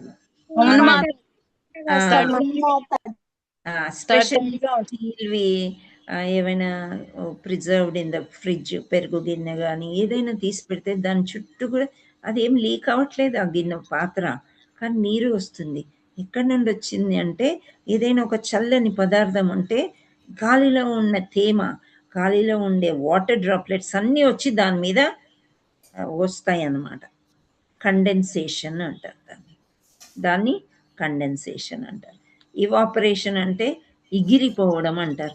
ఇప్పుడు మా ఎండాకాలంలో నదులన్నీ నీరు చాలా తక్కువ ఉంటాయి కదా, గమనించారా మీరు? అదే వర్షాకాలంలో అంటే మనం ఇక్కడ ఘాట్స్, స్నానాల ఘాట్స్ ఉంటాయి కదా, యాత్రా స్థలాలకి వెళ్ళినప్పుడు ఎండాకాలంలో వెళ్తే కొన్ని ఎక్కువ మెట్లు దిగాలి, కానీ కొంచెం సేఫ్ కూడా అనిపిస్తుంది. వర్షాకాలంలో అయితే ఒక్క మెట్టు దిగగానే నీరు అందుతుంది మనకి. అంటే ఈ ఎవాపరేషన్, ఈ ఎగిరిపోవడం అనేది ఎండాకాలంలో ఎక్కువ జరుగుతుంది. జరిగి అక్కడ పోయి కండెన్సేషన్ అంటే పైనకి వెళ్ళే కొద్దీ చల్లగా, ఇప్పుడు మన గౌరంగవాణి టీం అంతా నేపాల్ వెళ్ళారు, అక్కడ కొంచెం చలి, అంటే మనం పైనకి వెళ్ళే కొద్దీ కొంచెం చలి ఎక్కువ ఉంటుంది అనమాట. సో అక్కడికి వెళ్ళిన తర్వాత ఇదంతా మనకి ఈ గ్లాస్ ఆఫ్ వాటర్ మీద, చల్లని నీళ్ళ మీద ఎలాగైతే నీళ్లు ఏర్పడ్డాయో అలా మేఘాల రూపంలో అన్నీ చేరుకుంటాయి అన్నమాట. మనకుండే నీరు, భూమి మీద ఉండే నీరంతా కూడా మేఘాల రూపంలో చేరుకొని ప్రిజర్వ్ చేసి ఉంటుంది అక్కడ. డీ ఫ్రిడ్జ్లో ఐస్ పెడితే ఎట్లా గట్టిగా ఉంటుందో అట్లా మేఘాలన్నీ గట్టిగా ఉంటాయి. ఆ తర్వాత ప్రెసిపిటేషన్. ఎప్పుడు ఇవి ఐస్ ముక్కలు మనం తీసి టేబుల్ మీద ఒక గిన్నెలో వేసి పెట్టాము, కొద్దిసేపటికి అవి ఐస్ లాగా ఉంటాయా, ఇంకేమన్నా అవుతాయి? వాటర్ లాగా అయిపోతాయి మాతాజీ. సో అది కరిగిపోయి వాటర్ లాగా అయిపోతుంది. సో ఇక్కడ ఎండ బాగా కాసింది, ఎండాకాలం అయిపోగానే ఇవన్నీ కరుగుతాయి, గడ్డలన్నీ కడిగి మళ్ళీ వర్షంలాగా వస్తుంది, మళ్ళీ నదులు కుంటలు అన్నీ నిండుతాయి, కలెక్షన్. ఇదంతా నిండిన తర్వాత మళ్ళీ ఎగిరిపోతాయి. ఈ మధ్యలో ఈ నీళ్ళనందరూ ఎవరు వాడుకుంటారంటే మనం వాడుకుంటాము ఎక్కువగా. మనం ఇప్పుడు శరీరాన్ని పోషించేది కాబట్టి పోషకానికి ఎలా తయారవుతుంది, ఇవన్నీ చెట్లన్నీ కూడా నీరుని పీల్చుకుంటాయి. ఇక్కడ చూసారా, ఇదంతా వర్షం. ఇక్కడనేమో పైనకి వెళ్తుంది, ఇది కూడా పైనకి వెళ్తుంది, ఇది కూడా పైనకి వెళ్తుంది. ఇక్కడ నుండి ఇలా కిందకు వస్తుంది నీరు, మళ్ళీ ఇదంతా నిండుతుంది, దీని ద్వారా మొక్కలు తీసుకుంటాయి. ఇది వాటర్ సైకిల్ అంటారు. అంటే ఇది సింపుల్, వెళ్తుంది వస్తుంది వస్తుంది అనమాట. సో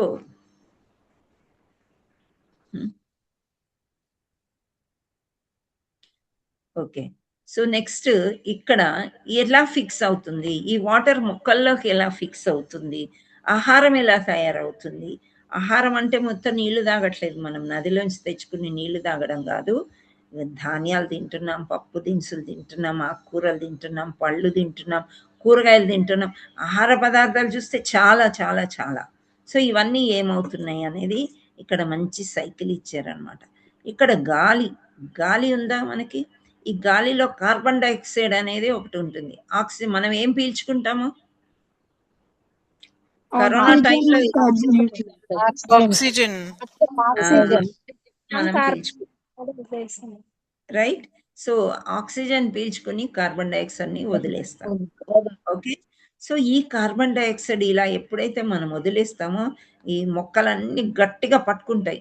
ఓకే, పట్టుకొని లోపల ఫుడ్ తయారు చేస్తాయి.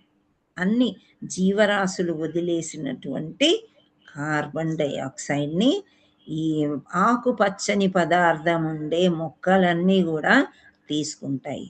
సో కార్బన్ డైఆక్సైడ్ వస్తుంది, ఆ తర్వాత నీరు వస్తుంది. ఈ రెండు కలిసిన తర్వాత చక్కెర పదార్థం అనేది తయారవుతుంది. అది చక్కెర పదార్థం, తీపి ఉన్నది అని, చెరుకులో ఉండే చక్కెర కాదు. ఓకే, దాన్ని మామూలుగా చక్కెర పదార్థం అని అంటారనమాట. సో ఫుడ్ ఏమీ లేదు, అది ఫుడ్.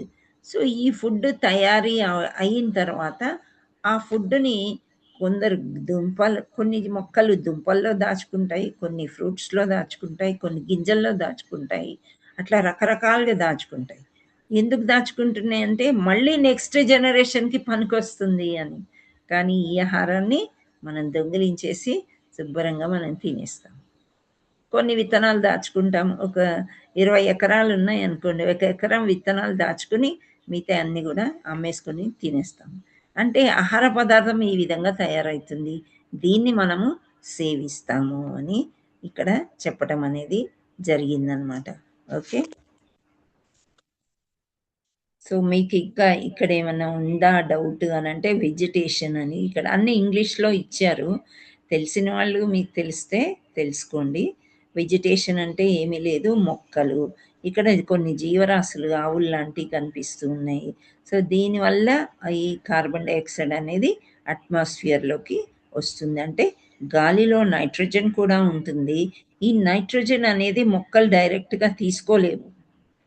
అయితే ఏమవుతుందంటే నేలలో ఫిక్స్ అయి ఉంటుంది నైట్రోజన్, గాలిలో ఉండి నేలలోకి ఫిక్స్ అవుతుంది. ఎలా ఫిక్స్ అవుతుంది అంటే మనకి వేరుశనగ కొన్ని మొక్కలు ఉంటాయి, వేరుశనగకాయ మొక్కలు, కందిపప్పు, శనగపప్పు, అన్ని పప్పు దినుసుల యొక్క వేళ్ళు నైట్రోజన్ని ప్రోటీన్ లాగా కన్వర్ట్ చేస్తాయి, ఇక్కడ చేసి మనకి అందిస్తాయి అన్నమాట.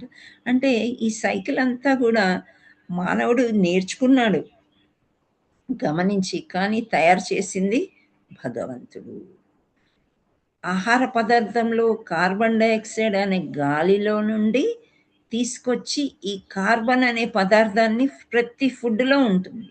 కార్బన్ లేకుండా ఏది ఉండదన్నమాట. అది మనకి ప్రోటీన్ కావచ్చు, ఫ్యాట్ కావచ్చు, కార్బోహైడ్రేట్ కావచ్చు. కాబ్స్ కాబ్స్ కాబ్స్ వద్దు అని అంటారు కదా, లావ్ అయిపోతున్నారని ఈ మధ్య ఒక ఫ్యాషన్ అయిపోయింది. అమ్మో అందులో కాబ్స్ ఉన్నాయి నేను తినను అని. అన్నిట్లో ఉంటుందండి కాబ్స్. కార్బన్ లేనిదే ఏది అది సుక్రోజ్ షుగర్లో ఉంటుంది, బియ్యంలో ఉంటుంది, పప్పుల్లో కూడా ఉంటుంది. కాకపోతే అక్కడ ప్రోటీన్ పదార్థం ఎక్కువ ఉంటుంది, కాబ్స్ తక్కువ ఉంటాయి అన్నమాట. సో ఇదంతా ఎవరి భగవంతుడు చెప్తున్నాను, నేనే చేశానని చెప్పి. సో ఇక్కడ సూర్యరశ్మి, కార్బన్ డైఆక్సైడ్, కింద నుంచి నీరు, ఈ 3 కలిపితే అప్పుడు ఆహారం తయారవుతుంది అన్నమాట. దాన్ని కార్బన్ సైకిల్ అని అంటారు. అర్థమైందా? ఏదో స్కూల్లో కాలేజీలో చెప్పినట్టు చెప్పాను, భగవంతుడే చెప్తున్నాడు ఇది. అర్థమైంది మాతాజీ. అర్థమైంది. భగవంతుడే అన్ని చేశాడని మంచిగా అర్థమైంది. ఆ, చిన్నప్పుడు అంత వాటర్ సైకిల్ అట్లా నేర్చుకున్నాము, ఇప్పుడు ఇట్లా నేర్చుకుంటున్నాం. చిన్నప్పుడు ఈ వాటర్ సైకిల్ అని, కార్బన్ సైకిల్ అని ఇవన్నీ నేర్చుకున్నాం మనం. కొంచెం మర్చిపోయి ఉంటే భగవంతుడు అంటున్నాడు నేనే చేశాను చూడండి, ఈ సైకిల్ బాగుందా, హీజ్ ఆస్కింగ్ రియలీ. అంటే ఇప్పుడు నీరు ఎలా తీసుకెళ్ళి, ఇక్కడ ఇవన్నీ చదివినట్లయితే లేయర్స్ చూపిస్తున్నారు మనకి. ఈ మొక్కలకి అన్నిటికీ వేర్లు ఉంటాయి కదా, ఆ వేర్లు కిందకి వెళ్తాయి, వెళ్ళినప్పుడు నీరుని పీల్చుకుంటాయి. ఆ నీరు మళ్ళీ ఆవిరయ్యి మళ్ళీ ఆకాశంలోనికి మొక్కల వల్ల కూడా, ఒక్క చెరువుల వల్లే కాదు, ఎక్కడ వెజిటేషన్ ఉంటే అక్కడ వర్షం పడుతుందని అంటారు చూసారా. అంటే అక్కడి నుండి కూడా ఆవిరయ్యి మేఘాల్లోకి వెళ్ళి మళ్ళీ ప్యూర్ వాటర్ దిగుతుంది. దిగిన తర్వాత ప్యూర్ వాటర్ వస్తుంది మనకి, వర్షం నీళ్ళు. కానీ ఇక్కడ నేల మీద ఎప్పటికైతే వస్తుందో అక్కడ పొల్యూషన్ అయిపోతుంది.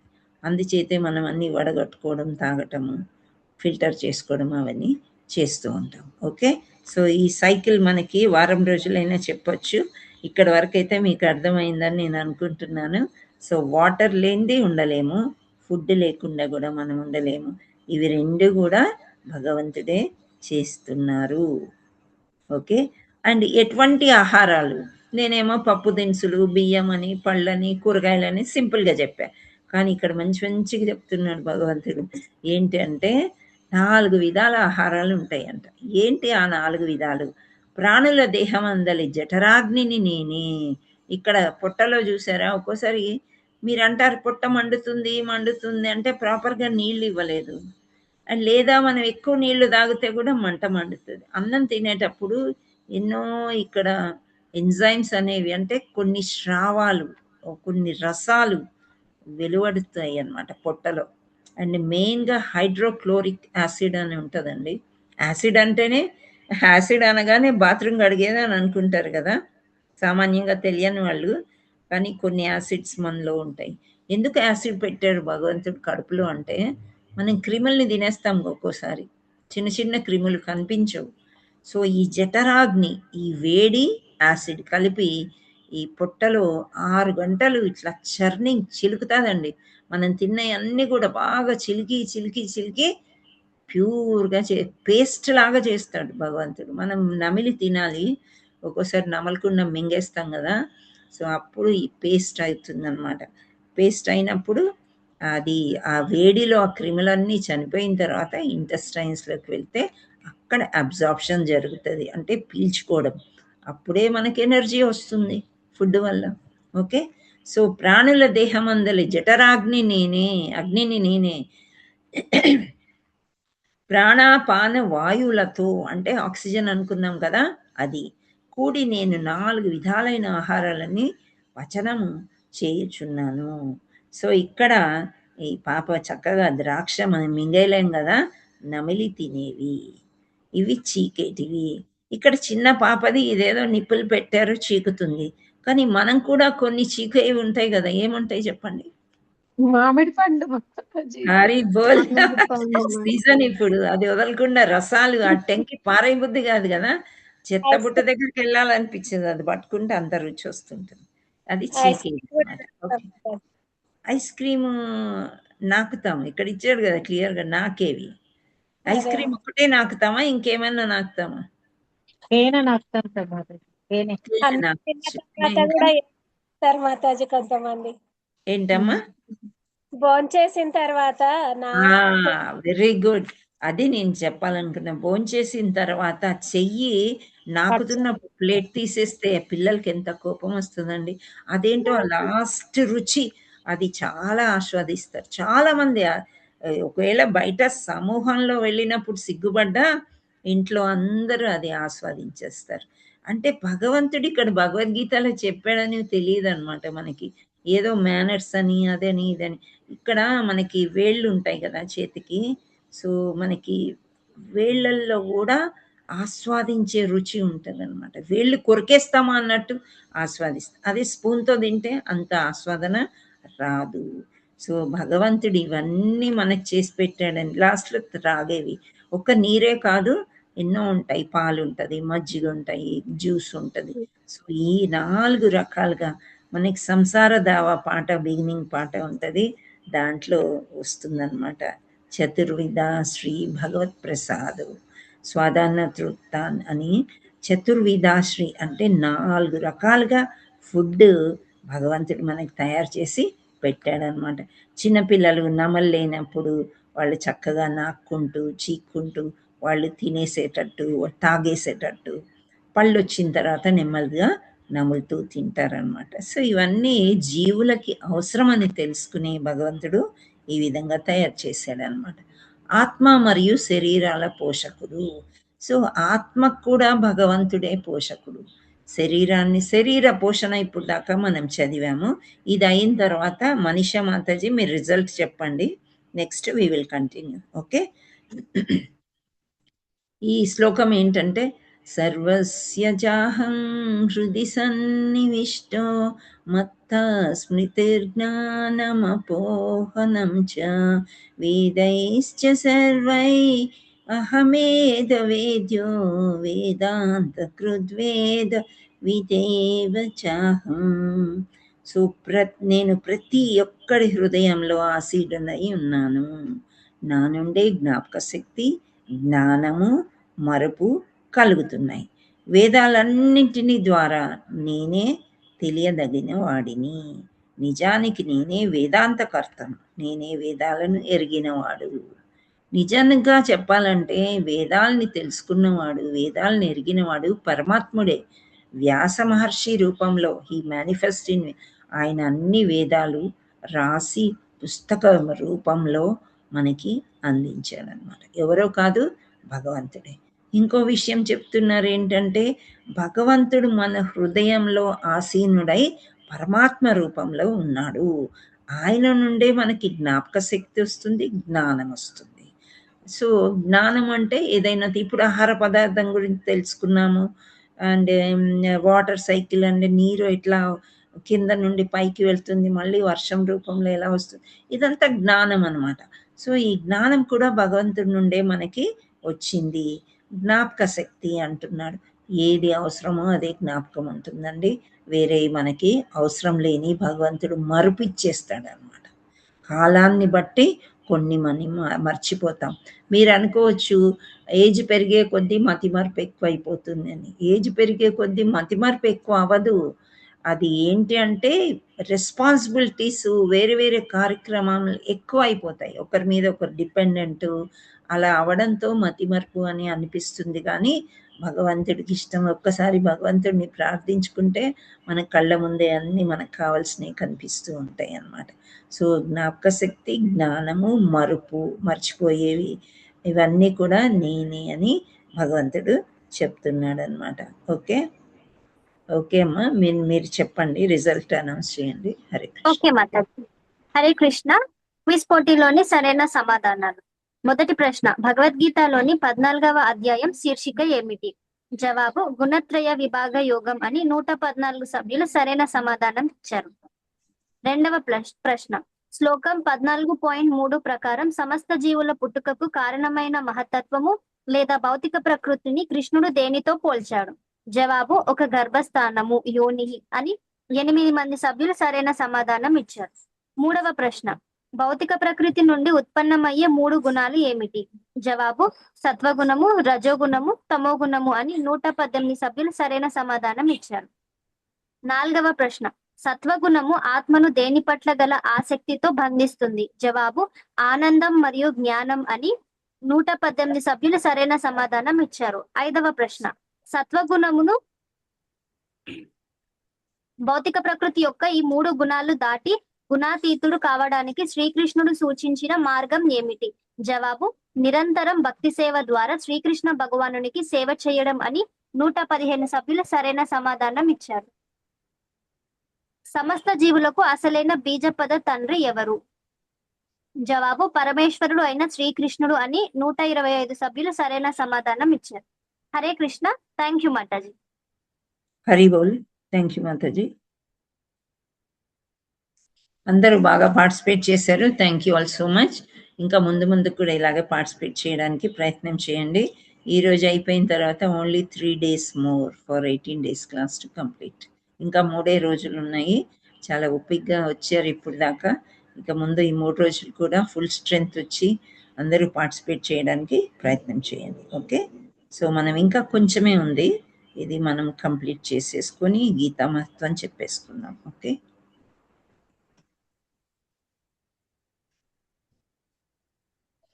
సో ఇక్కడ 3 verses అంటే 3 శ్లోకాల్లో మొత్తం సారాంశం మళ్ళీ చెప్తాను. ఇప్పుడు వరకు చెప్పాను. అర్జున ఇది కూడా విను అని అర్జునుడు చెప్తున్నాడు. సో నెక్స్ట్ షణ్ముఖ శరణ్, మీరు ఇది చదవండి అమ్మా శ్లోకము. చదవండి. ధ్వమిమౌ పురుషలోకే క్షరచక్రారయే చ. 18 అధ్యాయాలు చెప్తారటనే ఒకటే. హరి బోల్. కొంచెం ఉండమ్మా, వాళ్ళు మైక్ ఆఫ్ చేసుకొని ఇవ్వండి. ఇప్పుడు చెప్పండి, మాట్లాడండి. ధ్వమిమౌ పురుషలోకే క్షరచక్షారయే చ. క్షర సర్వాణి భూతాని కుటస్థోక్షర ఉచ్యతే. హరి బోల్. Thank you.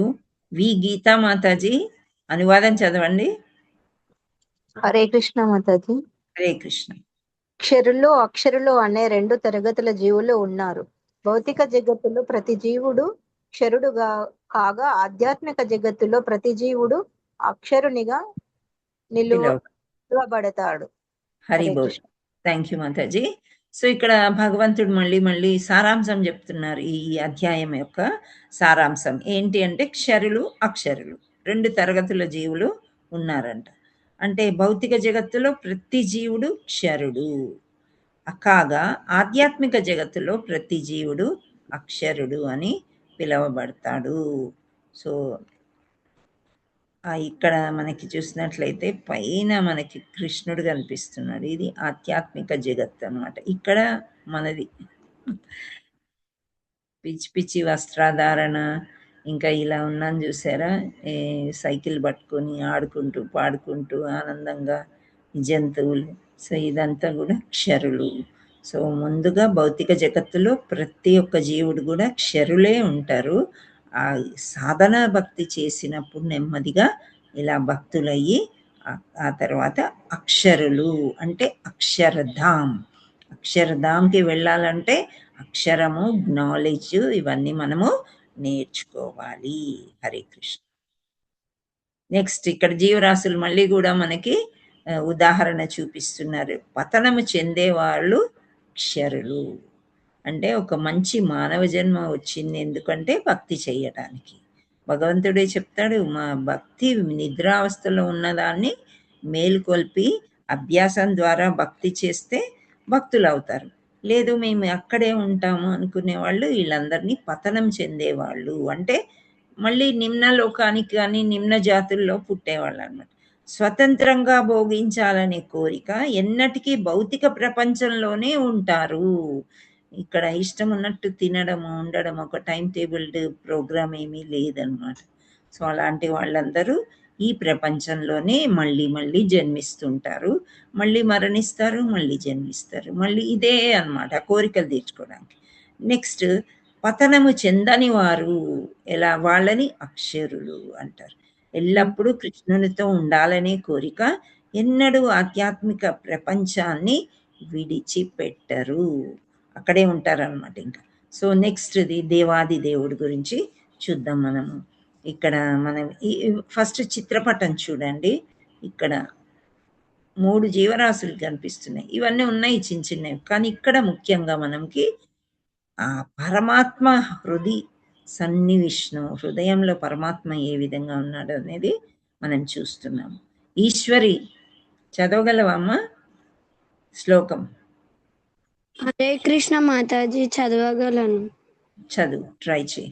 ఉత్తమః పురుషస్త్వన్యః పరమాత్మేత్యుదాహృతః యో లోకత్రయమావిశ్య బిభర్త్యవ్యయ ఈశ్వరా. హరి బోల్. థ్యాంక్ యూ మాతాజీ. కళావతి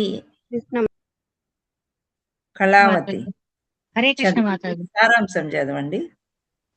ఈ ఇరువురు గాక 3 లోకములందును ప్రవేశించి వాటిని భరించు సాక్షాత్తు అవ్యయ ప్రభువును పరమాత్ముడును అగు ఉత్తమ పురుషుడు కలడు. హరే కృష్ణ మాతాజీ. ధన్యవాదాలు. హరి బోల్.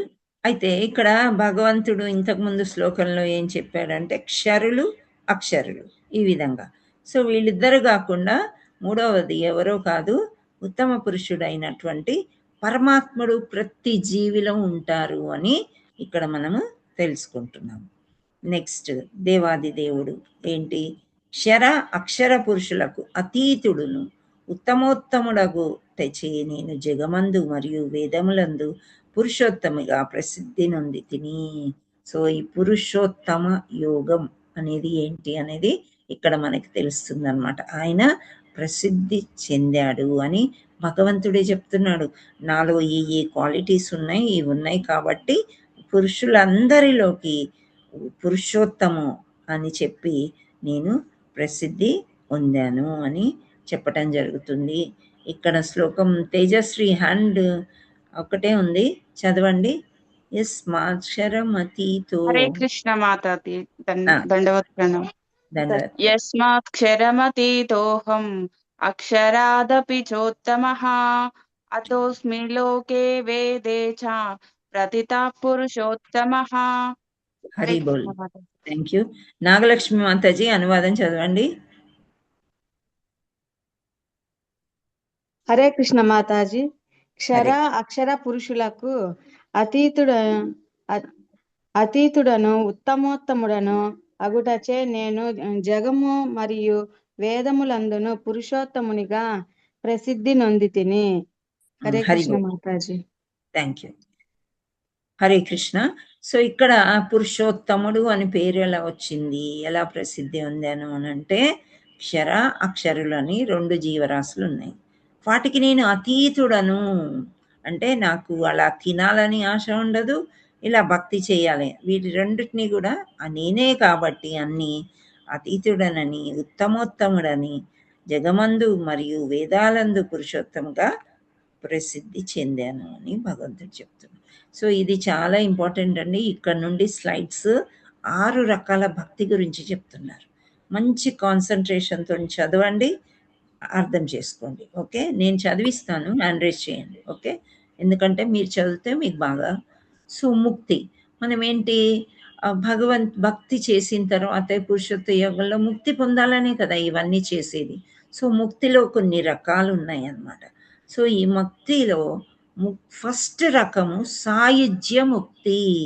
మీరు ఏమైనా నోట్స్ ఉంటే క్విక్గా పేర్లు రాసేసుకోండి. సాయుజ్య ముక్తి అంటే ఈ రకమైన ముక్తి లేదా విముక్తి అనేది ఉనికిలో విలీనం కావడమే. మన పుట్టుక పరమాత్మ నుండి వచ్చింది. తర్వాత విముక్తి తర్వాత మనం పరమాత్మ ఉనికిలో విలీనం అవుతాము. మరియు నేను నిరాకార బ్రహ్మాన్ని ఆధారం. ఇది అమరమైనది, నాశనమైనది మరియు శాశ్వతమైనది, మరియు అంతిమ ఆనందం యొక్క రాజ్యాంగ స్థానము. సో ఇది ఎఫల్జెన్సీ లైట్ గురించి కొంత చెప్పారనమాట. సో ఫస్ట్ సాయుజ్య ముక్తి అంటే సేమ్ హ్యాండ్స్. సుమతి మాతాజీ ఒక్కసారి మీరు చదవండి.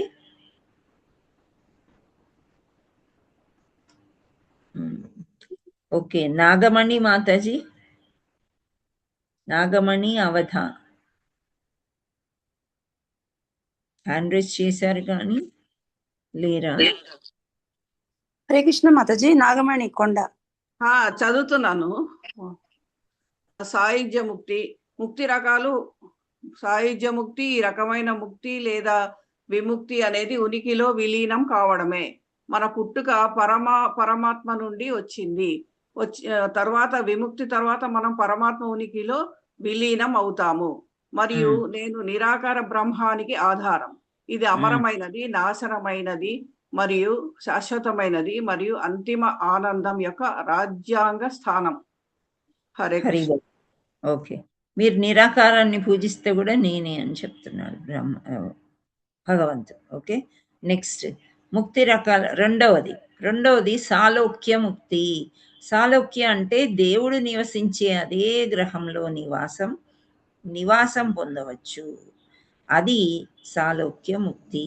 దేవుడి యొక్క గ్రహం ఏంటి? గోలోకం.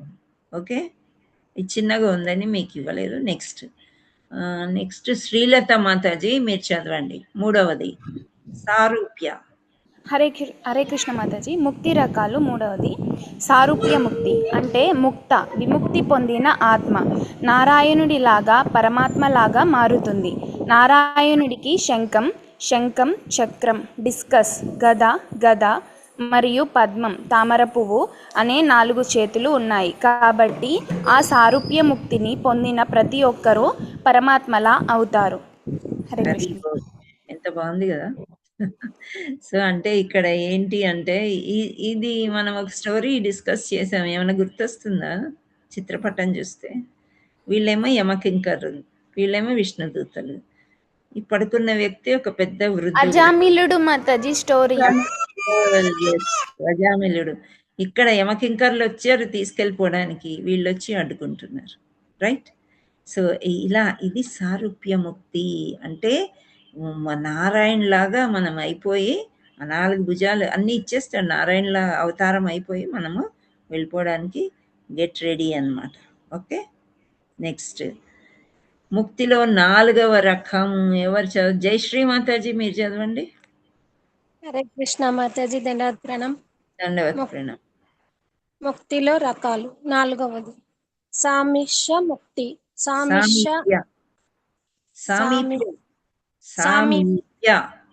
సామిష్య అంటే విముక్తి పొందిన ఆత్మ ఎల్లప్పుడూ భగవంతుని సహకారంలోనే ఉంటుంది. అర్జునుడిలాగే భగవంతుడు తన అవతారాన్ని తీసుకున్నప్పుడల్లా అర్జునుడు తోడుగా ఉంటాడు అని ఎప్పుడు విడిపోకుండా అదే సామిష్య ముక్తి. Hare Krishna. Thank you. Thank you, మాతాజీ సామీప్య ముక్తి. సామీప్య అంటే విముక్తి పొందిన ఆత్మ ఎల్లప్పుడూ భగవంతుని సహవాసంలో ఉంటుంది. ఒక్కసారి ముక్తి పొందిన తర్వాత ఇంకా అయిపోయింది, గోలోకం వెళ్ళాము మళ్ళా భూలోకం వచ్చాము అనేది ఉండదన్నమాట. ఇలా అర్జునుడిది ఒక ఉదాహరణ తీసుకున్నాడు. ఏంటి, భగవంతుడు ఎప్పుడెప్పుడు వస్తాడో అర్జునుడు వెంటనే ఉంటాడు, అలా అన్నమాట. సో భగవంతుడు తన అవతారాన్ని తీసుకున్నప్పుడల్లా అర్జునుడిని తోడుగా ఉంటాడు, అవి ఎప్పుడూ విడిపోవు. అదే సామీప్య భక్తి. ఓకే, నెక్స్ట్ ఎవరు చదువుతారు? నాగలక్ష్మి దుగ్గి. హరే కృష్ణ. ఓకే, హరే కృష్ణ మాతాజీ. ఎవరు? నాగమణి మాతాజీ. కొండ నాగమణి. చదవండి మాతాజీ. చదవండి. ముక్తి రకాలు 5వది సారిష్టి ముక్తి. అంటే సారష్టి అంటే సారష్టి ముక్తి అంటే ఒకే ఐశ్వర్యాన్ని పొందడం. భగవంతుడు పొందిన అన్ని ఐశ్వర్యాలను పొందుతాడు. ఒకరు భగవంతుడిలా మంచివారు అవుతారు, అంతా శక్తివంతులు అవుతారు. ఇది సారిష్టి ముక్తి. బలి మహారాజుకు వామనుడు సుతల అనే ప్రత్యేక గ్రహాన్ని ప్రసాదించాడు. అక్కడ అతను భగవంతుని వంటి గొప్ప ఐశ్వర్యాన్ని అనుభవించాడు. ఆ విధంగా రాజు బలి సరిష్ట ముక్తికి ఒక ఉదాహరణ. హరే కృష్ణ. ఇది సారష్ట సరిష్ట రీ కాదు రా. ఓకే, సారష్ట ముక్తి అంటే ఏంటి? ఐశ్వర్యాన్ని పొందడం. భగవంతుడికి షడైశ్వర్యాలు ఉన్నాయి కదా, సో అన్ని ఐశ్వర్యాలు పొందడానికి ఒక ఉదాహరణ బలి మహారాజ్కి ఇచ్చారు. సో బలి మహారాజు ఏం చేశాడని ఇంత పెద్ద ముక్తి ఇచ్చాడు, మీరు చెప్పగలరా? బలి మహారాజు ఏం చేశాడు? హరే కృష్ణ మాతాజీ.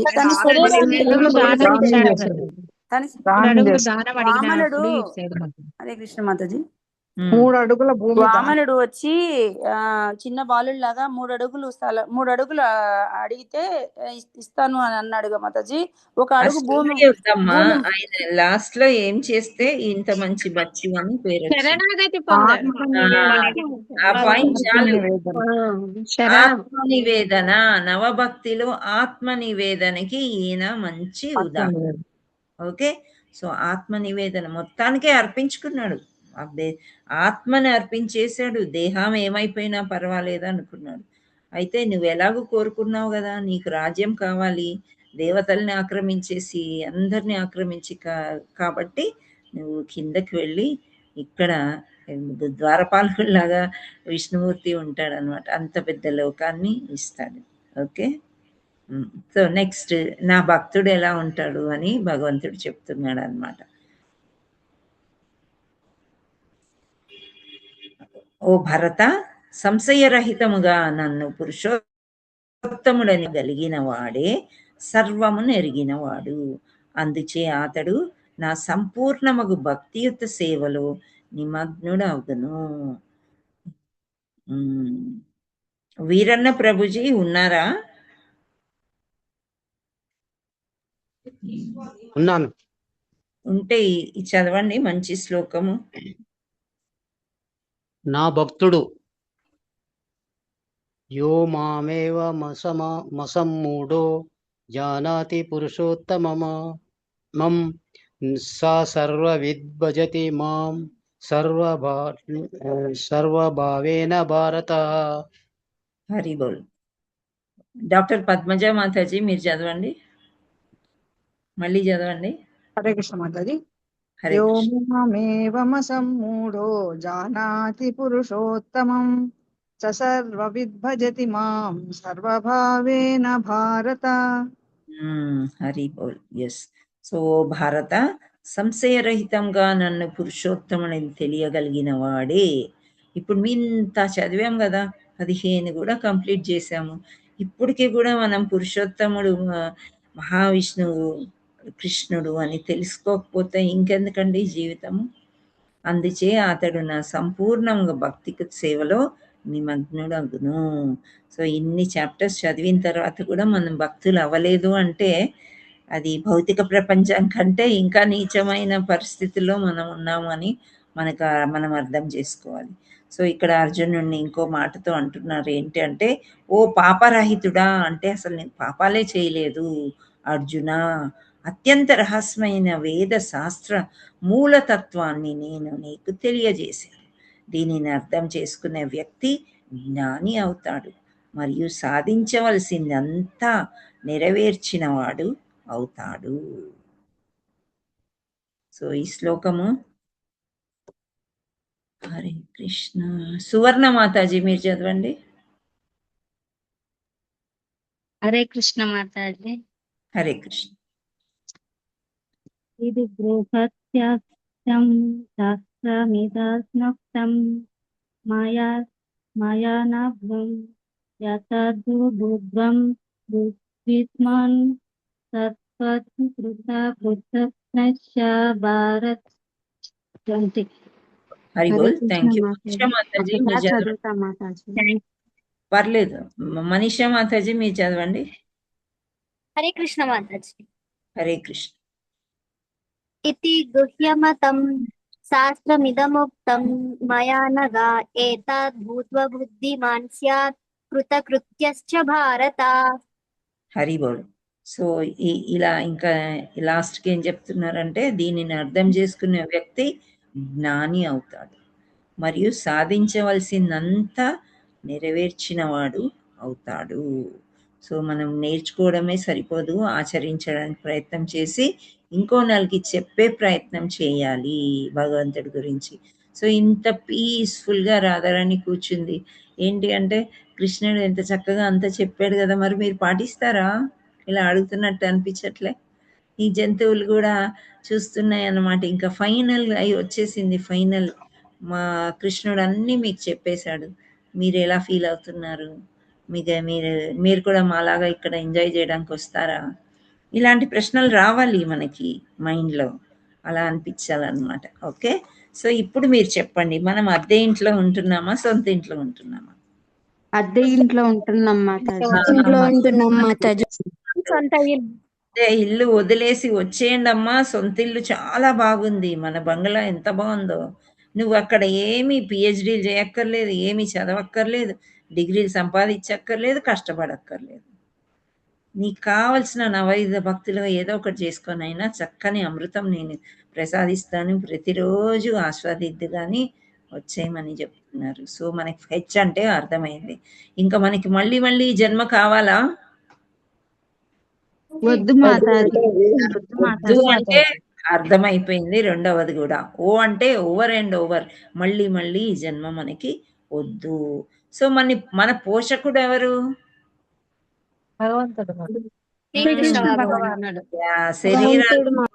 శరీరాన్ని కానీ, మనస్సుని కానీ, ఆత్మని కానీ, వీటినన్నింటినీ పోషించేది భగవంతుడే. ఆయనే మన రక్షకుడు, ఆయనే మనల్ని రక్షిస్తాడు. ఇంకా ఏది లేదు, హ్యాండ్స్ ఆఫ్ అన్నప్పుడు తీసుకెళ్ళిపోతాడు. పోనీ ఇంకెందుకు మనకి దేహం? పోయే టైం వచ్చినప్పుడు భగవంతుడికి తెలుసు ఎప్పుడు తీసుకెళ్లాలో అనేది. ఓకే, ఒక్కోసారి సిగ్నల్ లేకుండా తీసుకెళ్ళిపోతాడు, మనకేం తెలీదు. రేపు పొద్దున్న లేస్తాం కదా అనుకుంటాం, లేచే పరిస్థితి ఉండదు. అలాంటి ఆ విషయం అసలు ఎంత మంచిది అంటే, వాళ్ళు వెళ్ళిపోయిన తర్వాత మిగతా వాళ్ళు అనుకుంటారు, అబ్బా ఏమో అదృష్టము, నొప్పి తెలియకుండా వెళ్ళిపోయారు అని. అలా మనం భగవంతుడి మీద ఎప్పుడూ మనసు పెడితే భగవంతుడు అన్ని రక్షకుడు అని చెప్తున్నారు ఇక్కడ. He is the maintainer and also he saves us. Okay, next ఈ అంటే 10 రకాలు చెప్పారు. పతనం చెందేవారు, చెందని వారు, దేవాది దేవుడు. ఈ 3 కూడా మనకి ఈ లోకంలో కనిపిస్తాయి. హరే కృష్ణ హరే కృష్ణ కృష్ణ కృష్ణ హరే హరే, హరే రామ హరే రామ రామ రామ హరే హరే. ఓకే, మనం గీతా మహత్వం చెప్పుకుందాము. Thank you all so much. ఇంతసేపు కూర్చున్నారు.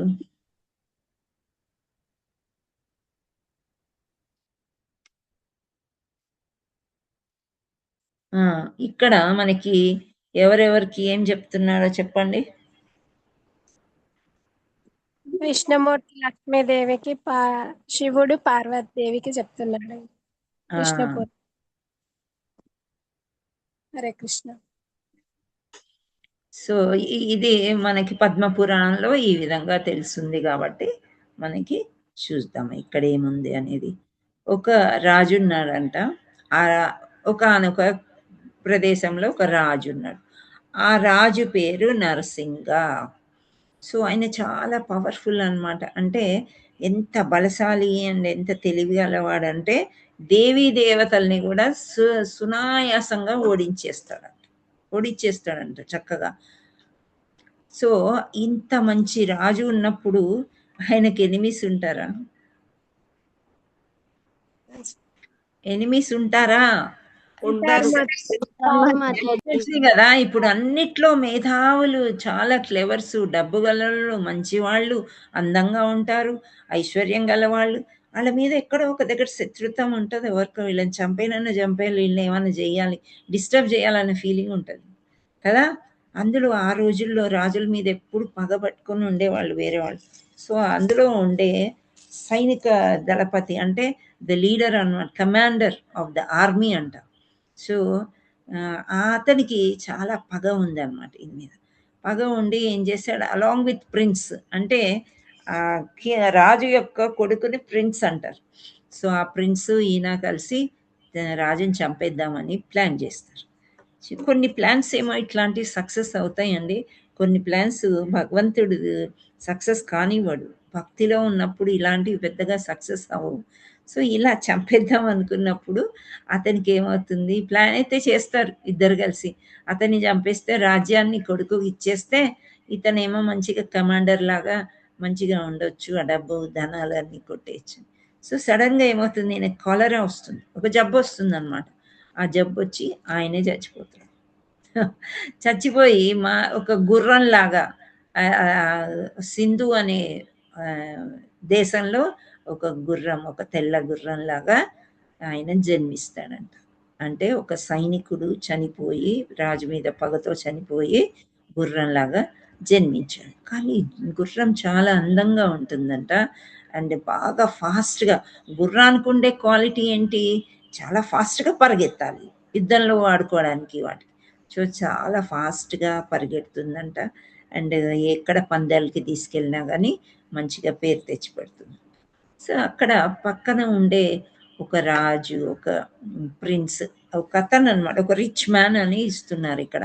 ఒక గొప్ప వ్యక్తి ఏమనుకున్నాడంటే ఆ రాజు యొక్క గుణగణాలు తెలుసుకొని చాలా గొప్పవాడు అని చెప్పి పలు దేశాల్లో, అంటే దేవీ దేవతల్ని కూడా జయిస్తాడంటే చాలా గ్రేట్ కదా. ఈయనకి కనుక ఈ హార్స్ని నేను ప్రజెంట్ చేస్తే ఇంకా మంచిగా ఆయన ముందుకు రాగలుగుతాడు కదా అని చెప్పేసి ఆ గౌడ దేశానికి వెళ్ళి ఆ గుర్రాన్ని తీసుకుని వెళ్తాడు అతనికి ప్రజెంట్ చేద్దామని. సో వెళ్ళిన తర్వాత ఇక్కడ ద్వారపాలకులు వాళ్ళు వీళ్ళు ఉంటారు కదా, వాళ్ళు రానివారు లోపలికి, సెక్యూరిటీ అంతా కూడా. అప్పుడు చెప్తాను, నేను ఒక తెల్ల గుర్రాన్ని చక్కగా ప్రజెంట్ చేయడానికి సింధు నగరం నుండి నేను వచ్చాను, హైయెస్ట్ క్వాలిటీ హార్స్ని ప్రజెంట్ చేద్దామని వచ్చాను, అందుచేత నన్ను అనుమతించండి అని రాజుకు చెప్తే, సరేలే ఎవరో బిజినెస్ మ్యాన్ ఏమో నాకు గుర్రాన్ని తీసుకొచ్చాడు కదా అని సరే అని చెప్పి తీసుకుంటాడు. ఆ గుర్రాన్ని తీసుకుని సరే అని అతను వెళ్ళిపోతాడు.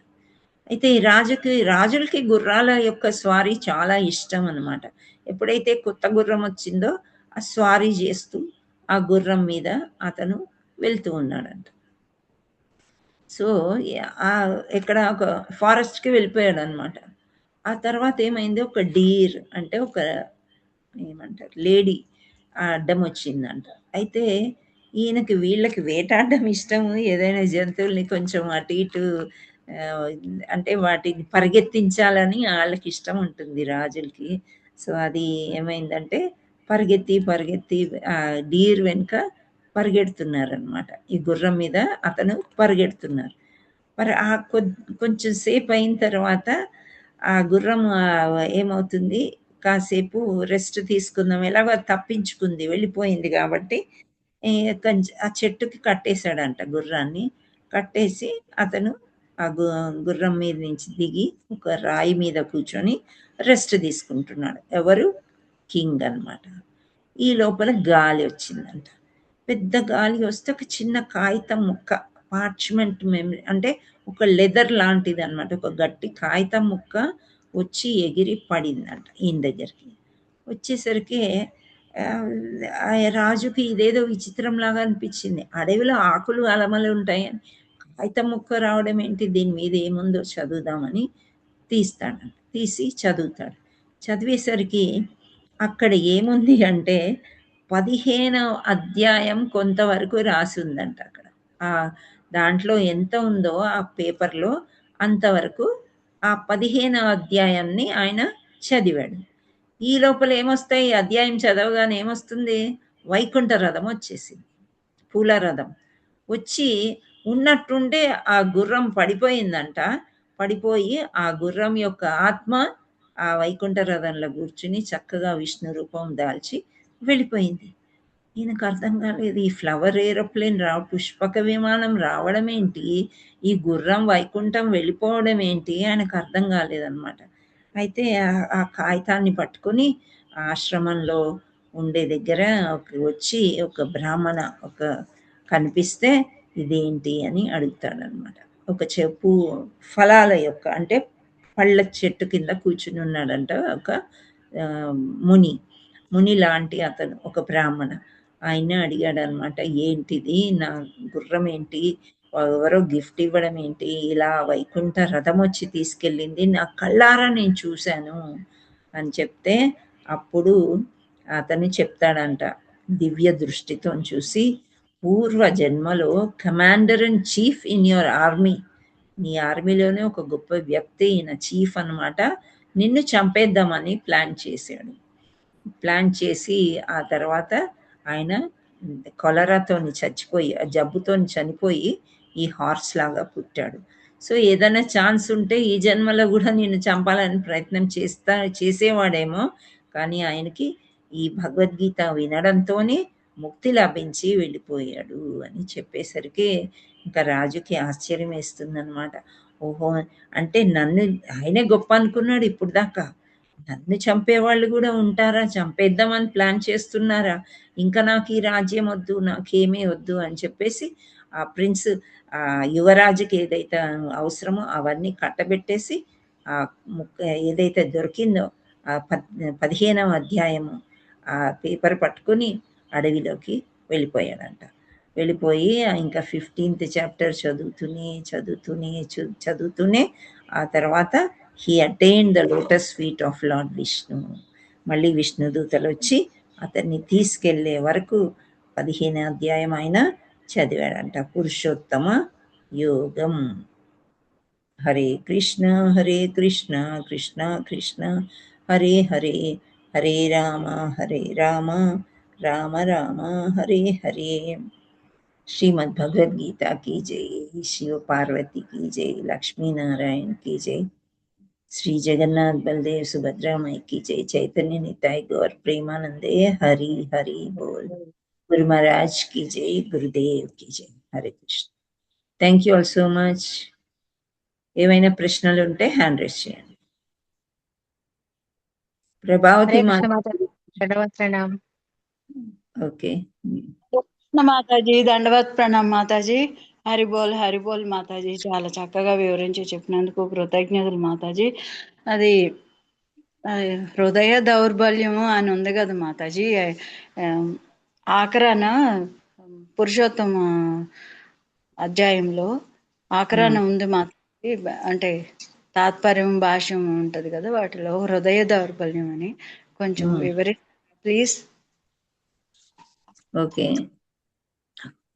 హృదయం అంటే ఏంటి? హృదయం అంటే మామూలుగా అడుగుతున్నాను నేను, మొత్తం మీరే చెప్పాలని. హృదయము అంటే ఏంటి? హృదయం అంటే హార్ట్ మాతాజీ, సింపుల్ గా చెప్తే హార్ట్. హృదయంలో ఎవరున్నారు? పరమాత్మ హృదయంలో. హృదయ దౌర్బల్యము అని మీకు ఎక్కడ వచ్చింది, దేంట్లో వచ్చింది? కరెక్ట్ గా చెప్పాలి. చివర మాతాజీ, చివర పేరాలు.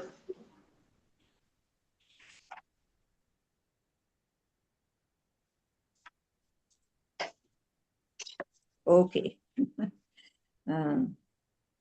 ఇక్కడ ఏమని ఉందంటే, ఆ విధంగా మానవుడు పరమ పురుషుని భక్తియుక్త సేవను విడుచుచు మరొక హృదయ దౌర్బల్యం ఏమనగా భౌతిక ప్రకృతిపై అధికారము వహింపవలనని ప్రకృతిని పెంపొందించుకొనిన కొలది జీవుడు భౌతిక వస్తువులను హృదయ దౌర్భాగ్యము అంటే ఏంటి? ఇంత దౌర్భాగ్యం, దరిద్రం అన్నమాట. సో దౌర్బల్యము అంటే మంచి బలం పోయి ఇంత సేవ చేసి ఇంత భక్తి యోగా చదువుకున్నప్పటికీ కూడా ఆ హృదయంలో దౌర్బల్యం వచ్చింది అనుకోండి, మళ్ళీ వేరే కోరికల వైపు వెళ్ళిపోతాము అని చెప్తున్నారు. Weak point of the heart Mataji, నిజంగా చెప్పాలంటే. ఓకే, వీక్నెస్ అన్నమాట. ఓకే, సో హృదయ దౌర్బల్యం ఏమనగా భౌతిక ప్రకృతిపై అధికారం వహింపాలని ప్రకృతిని పెంపొందించుకొనిన కొలది జీవుడు భౌతిక వస్తువులు, భౌతిక వస్తు పదార్థాలు పొందుట పట్ల ఆసక్తిని పెంచుకొనును. ఓకే, భౌతిక సంసార సమస్యలను ఈ హృదయ దౌర్బల్యంలే కారణము. Weakness of the heart. Okay, so మనకి చాలా బలహీనత, కొన్ని బలహీనతలు మనం పోగొట్టుకోలేము. కొందరు కోపం ఎక్కువ వస్తుంది, కొందరికేమో ఆకలి అయ్యదు అసలు, కొందరికేమో ఆకలి వేసినా కళ్ళుకి బాగుంటేనే భోజనం చేస్తారు. కొన్ని వీక్నెసెస్ ఉంటాయి, కొందరికి ఉప్పు ఎక్కువ కావాలి, కొందరు కారం ఎక్కువ కావాలి. అలా కొన్ని ఎలా ఉంటాయి అంటే, నా వీక్నెస్ ఏంటో నేను చెప్పాలా, కొంచెం అన్యాయం జరుగుతుంటే నేను చూడలేను, అంటే లంచాలు ఇవ్వడం నాకు ఇష్టం ఉండదు. Tip is different. ఇప్పుడు ఒక పని మనుషులు ఉన్నారు, ఎవరైనా ఉన్నారు సహాయకులు, బాగా పని చేశారు, వాళ్ళకి కొంత గ్రేస్ సాలరీ ఇవ్వడంలో తప్పు లేదు.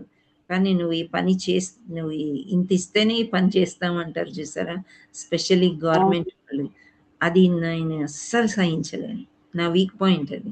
కానీ ఇవ్వకపోతే పనులు అవ్వవు అని అంటారు, ఎందుకు అవ్వవు అని నాకు అనిపిస్తుంది.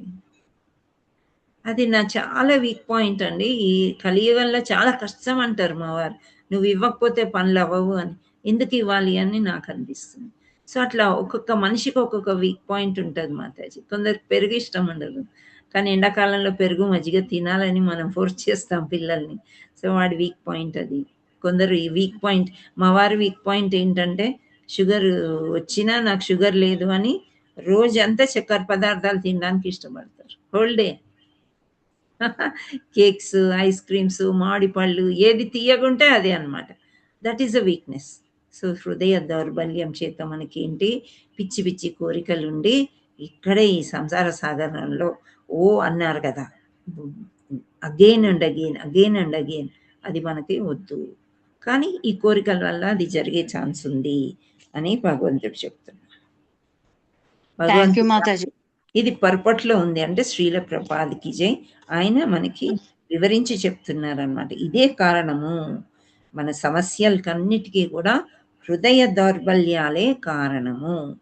జీవుడు ఈ హృదయ దౌర్బల్యం బయటపడిన విధానంను ఈ అధ్యాయంలో మొదటి 5 శ్లోకాలు వర్ణించును. 6వ శ్లోకం నుండి చివరి శ్లోకం వరకు మిగిలిన భాగం పురుషోత్తం యోగం గురించి చర్చించును. ఓకే మాతాజీ, క్లియరా? మీతో పాటు వేరే వాళ్ళకి కూడా అర్థమై ఉంటుంది. కొంచెం నాకు కూడా జ్ఞానం పెరిగింది, శుద్ధీకరణ జరిగింది మీరు అడగడం వల్ల. Thank you so much. Hare Krishna. ఈ రోజు ఈ వీక్నెస్ వల్లే మనం అంత లోబడిపోతూ ఉంటాం కదా మాతాజీ. ఎంత హైయెస్ట్ వచ్చినా ఎప్పుడు మనం విశ్వామిత్రుడిని తీసుకోవాలి ఉదాహరణ. ఆయన ఎంత పెద్ద ఋషి, అంత పెద్ద ఋషి కూడా మేనక వల్ల పతనం అయిపోతాడు. ఆఫ్ కోర్స్ వాళ్ళకి కష్టాలు ఉన్నాయి, మళ్ళీ వెళ్ళిపోయాడు అనుకోండి. మేనక కూడా చిన్న పాపని వదిలేసి వెళ్ళిపోతుంది, కానీ ఆయన చరిత్రలో మిగిలిపోయింది కదా. అవును మాతాజీ. సో వీక్నెస్ ఉంటుంది. అదంతా కూడా ముందు 6 శ్లోకాల్లో బాగా చదవండి. ఉద్వమూలం అదస్యాకం, ఇలా బైహార్ట్ చేస్తూ ఉండాలి. తలక్రిందులుగా ఎందుకు చూడాలి, కరెక్ట్గా చూద్దాం, మనం పైకే చూద్దాం. అది ఓకే. హరే కృష్ణ మాతాజీ, thank you so much. Shanmukha Sharan. Hare Krishna మాతాజీ ధన్యవాద ప్రణామం మాతాజీ, చెప్పండి. అంటే క్లాస్ స్టార్ట్ అయిన నుండి మాట్లాడలేదు మాతాజీ మీతోటి, చాలా బాగా చెప్తారు మాతాజీ అని హ్యాండిల్ చేసాం. Thank you so much. నేను ఇంకో క్లాస్ 3 క్లాసులు బాగా అనిపించలే మాతాజీ నిన్న, అసలు ఆ టైంకి నిన్న క్లాస్ లేకపోతే బాగుంది మాతాజీ రోజు డైలీ క్లాస్. ఇంకా 3 క్లాసులు ఉన్నాయి మాతాజీ. సో ఆ 3 క్లాసులు కూడా మీరు అటెండ్ చేయడానికి ప్రయత్నం చేయండి, కొంతవరకు అర్థమవుతుంది. పేరు పెట్టిన మాతాజీ ఆయననే ఎంటర్ చేస్తాను, నా పేరు పెట్టమంటే మమ్మీ నాదే విని మా బాబు హరే కృష్ణ బాబు పేరా? ఓకే, అందుకే నేను ఆ పేరు పిలిచినప్పుడల్లా ప్రభుజీ అంటున్నాను.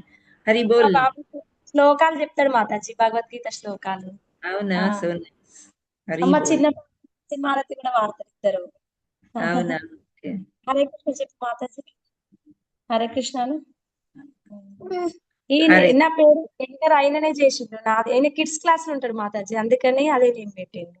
అవునా? ఓకే, హరి బోల్. Thank you. విజిత మాతాజీ కూడా వాళ్ళ మనవడిని ఎవరినో చూపిస్తారు. హరి బోల్ నాన్న, హరి బోల్. హరే కృష్ణ మాతాజీ. హరే కృష్ణ. పిల్లలు ఎంత ముద్దుగా ఉంటారు కదా, ఎంత కల్మషం లేకుండా వాళ్ళ ఫేస్, వాళ్ళకి ఎంత హాయిగా ఉంటుందో వాళ్ళకి. హరి బోల్. థ్యాంక్ యూ మాతాజీ. హరే కృష్ణ. ఇంకేమీ ప్రశ్నలు లేకపోతే శ్రావణి మాతాజీ ముగింపు కార్యక్రమం కొనసాగించండి. Okay, thank you. Hare Krishna మాతాజీ. Hare Krishna.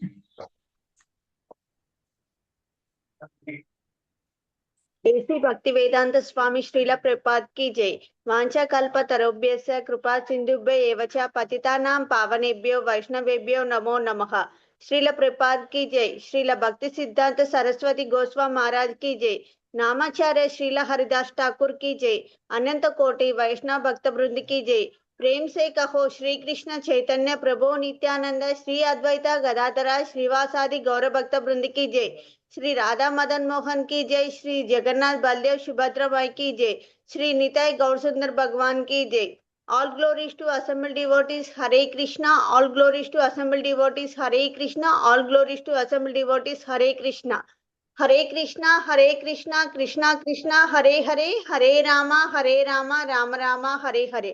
Hare Krishna Mataji. Thank you Mataji. Dandavat pranam. దండవత్ Pranam. 26 messages ఉన్నాయమ్మా, ఎవరైనా చదవగలుగుతారా?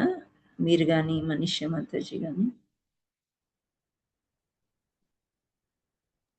ఎస్ మాతాజీ, హరే కృష్ణ అని చెప్పారు ఫస్ట్ మెసేజెస్ అయితే, తర్వాత క్లాస్ చాలా బాగుందనేసి చెప్పారు మాతాజీ అందరూ. ఓకే, ఏదైనా క్వశ్చన్ ఉందా చూడండి. లేదు మాతాజీ, ఏం క్వశ్చన్ లేదు కదా. లేవు, ఓన్లీ అందరూ స్టార్టింగ్ లో హరే కృష్ణ చెప్పారు, తర్వాత క్లాస్ బాగుందనేసి మెసేజెస్ పెట్టారు Mataji. Okay, thank you so much. Hare Krishna. So మనం ఎండ్ చేస్తున్నాము. రేపు మళ్ళీ ఇదే సమయానికి 11